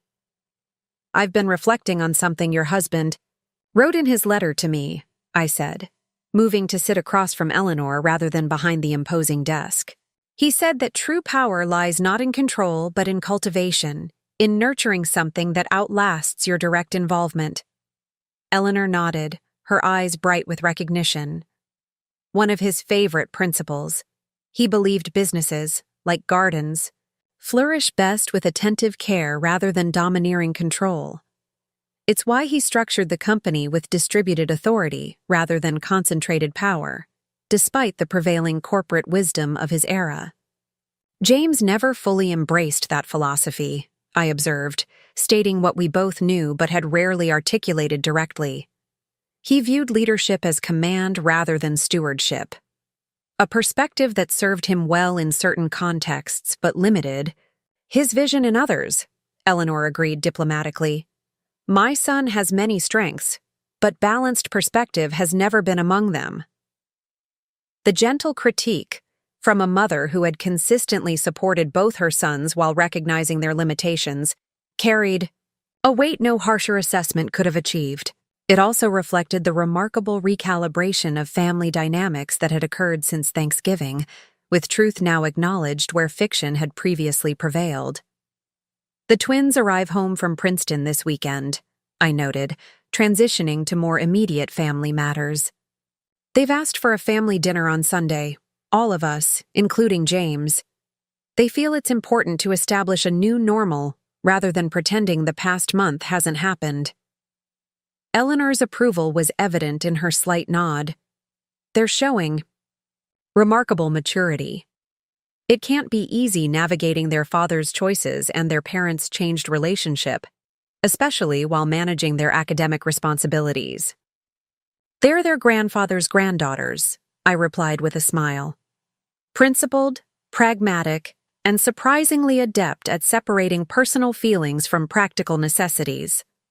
The twins had indeed demonstrated remarkable resilience throughout the transition, accepting the revealed realities about their family and the company with a maturity that belied their 19 years.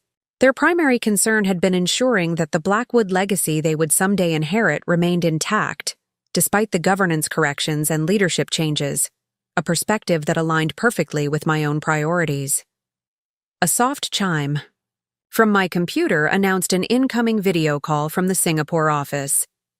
That would be the regional directors' meeting, I noted, glancing at the elegant watch that had replaced the Patek Philippe I had returned to James as part of our personal disentanglement.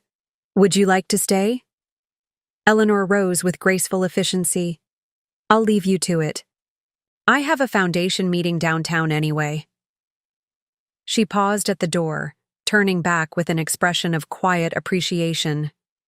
Victoria, what you've accomplished these past weeks, stabilizing the company, preserving the family relationships, maintaining our standing in the business community, it's quite remarkable. Kevin would have been so proud of how you've protected his legacy. The validation, from the woman who had known Kevin Blackwood better than anyone, who had witnessed the company's growth from its earliest days, carried a weight no corporate accolade or financial success could match. It confirmed that my actions, however difficult and potentially divisive, had aligned with the foundational values upon which the Blackwood Empire had been built. After Eleanor departed, I moved behind the desk to accept the video call, conscious of the symbolism inherent in occupying this space that had for so long represented the pinnacle of authority within the Blackwood organization. The regional directors appeared on screen one by one: Singapore, Dubai, London, Los Angeles, and finally Hong Kong, where a new director had recently been appointed as part of the transition reorganization. Good morning from Singapore, good evening from New York, I began, using the standard greeting that acknowledged our global footprint. Thank you all for accommodating the adjusted schedule. Today we'll be reviewing the Q1 projections and the strategic initiatives outlined in last week's planning document. As I guided the meeting with the focused efficiency that had characterized my management style throughout my career, I reflected on the extraordinary journey of the past 3 months. When I had received those first surveillance photos of James and Olivia entering the obstetrician's office, my initial reaction had been deeply personal: hurt, betrayal, anger at the deception that had apparently been unfolding behind my back. But almost immediately, that personal response had been superseded by a more fundamental concern. What did this pattern of deception mean for the company we had built together? For the employees whose livelihoods depended on our sound governance? For the legacy James's father had entrusted to us both? That shift, from personal grievance to institutional responsibility, had guided every decision I'd made subsequently. The forensic accounting review, the legal consultation with Gerald, the strategic engagement with key board members, all had been undertaken not as revenge for personal betrayal, but as necessary corrections to governance failures that threatened something larger than my marriage or my pride. Now, as I reviewed expansion plans with directors spread across 4 continents, I realized that the true victory wasn't in exposing James's infidelity, or even in assuming control of the company. It was in preserving and strengthening an institution that provided value to thousands of employees, partners, and communities worldwide. The power shift hadn't been about personal vindication, but about institutional protection. As the meeting concluded and the screens darkened one by one, I turned back to the window, watching as the city lights intensified against the deepening dusk. The Blackwood Empire hadn't been destroyed by James's misconduct or my response to it. It had been recalibrated, strengthened, and positioned for more sustainable growth under more ethical governance. James hadn't lost everything, despite his worst fears that night at the Thanksgiving table. He retained his position as non-executive chairman, his public reputation professionally managed through our careful transition narrative, and his financial security preserved through his continuing ownership stake. Most importantly, he maintained his connection to his daughters, who had demonstrated a mature understanding of the complex human realities behind the corporate restructuring. Olivia hadn't been punished for her role in James's betrayal, instead finding herself in a position that better matched her professional capabilities while providing appropriate distance from the emotional complexities of the New York headquarters. Her child would be welcomed into the Blackwood family with all the advantages and opportunities afforded to any family member, regardless of the circumstances of conception. And I had neither surrendered to betrayal nor succumbed to vindictive destruction. Instead, I had navigated a path that honored both personal dignity and institutional responsibility, revealing truths that needed to be acknowledged while preserving values that deserved to be protected. The perfect revenge, I reflected as I gathered my materials for the next meeting, isn't about destruction at all. It's about restoration, returning things to their proper order, realigning reality with truth, and ensuring that what matters most survives even the most painful betrayals. Sometimes, the most powerful response to deception isn't exposing the lie, but revealing the truth that has been there all along, waiting for the right moment to emerge. The truth that the Blackwood Empire had always been built on more than one person's vision or authority.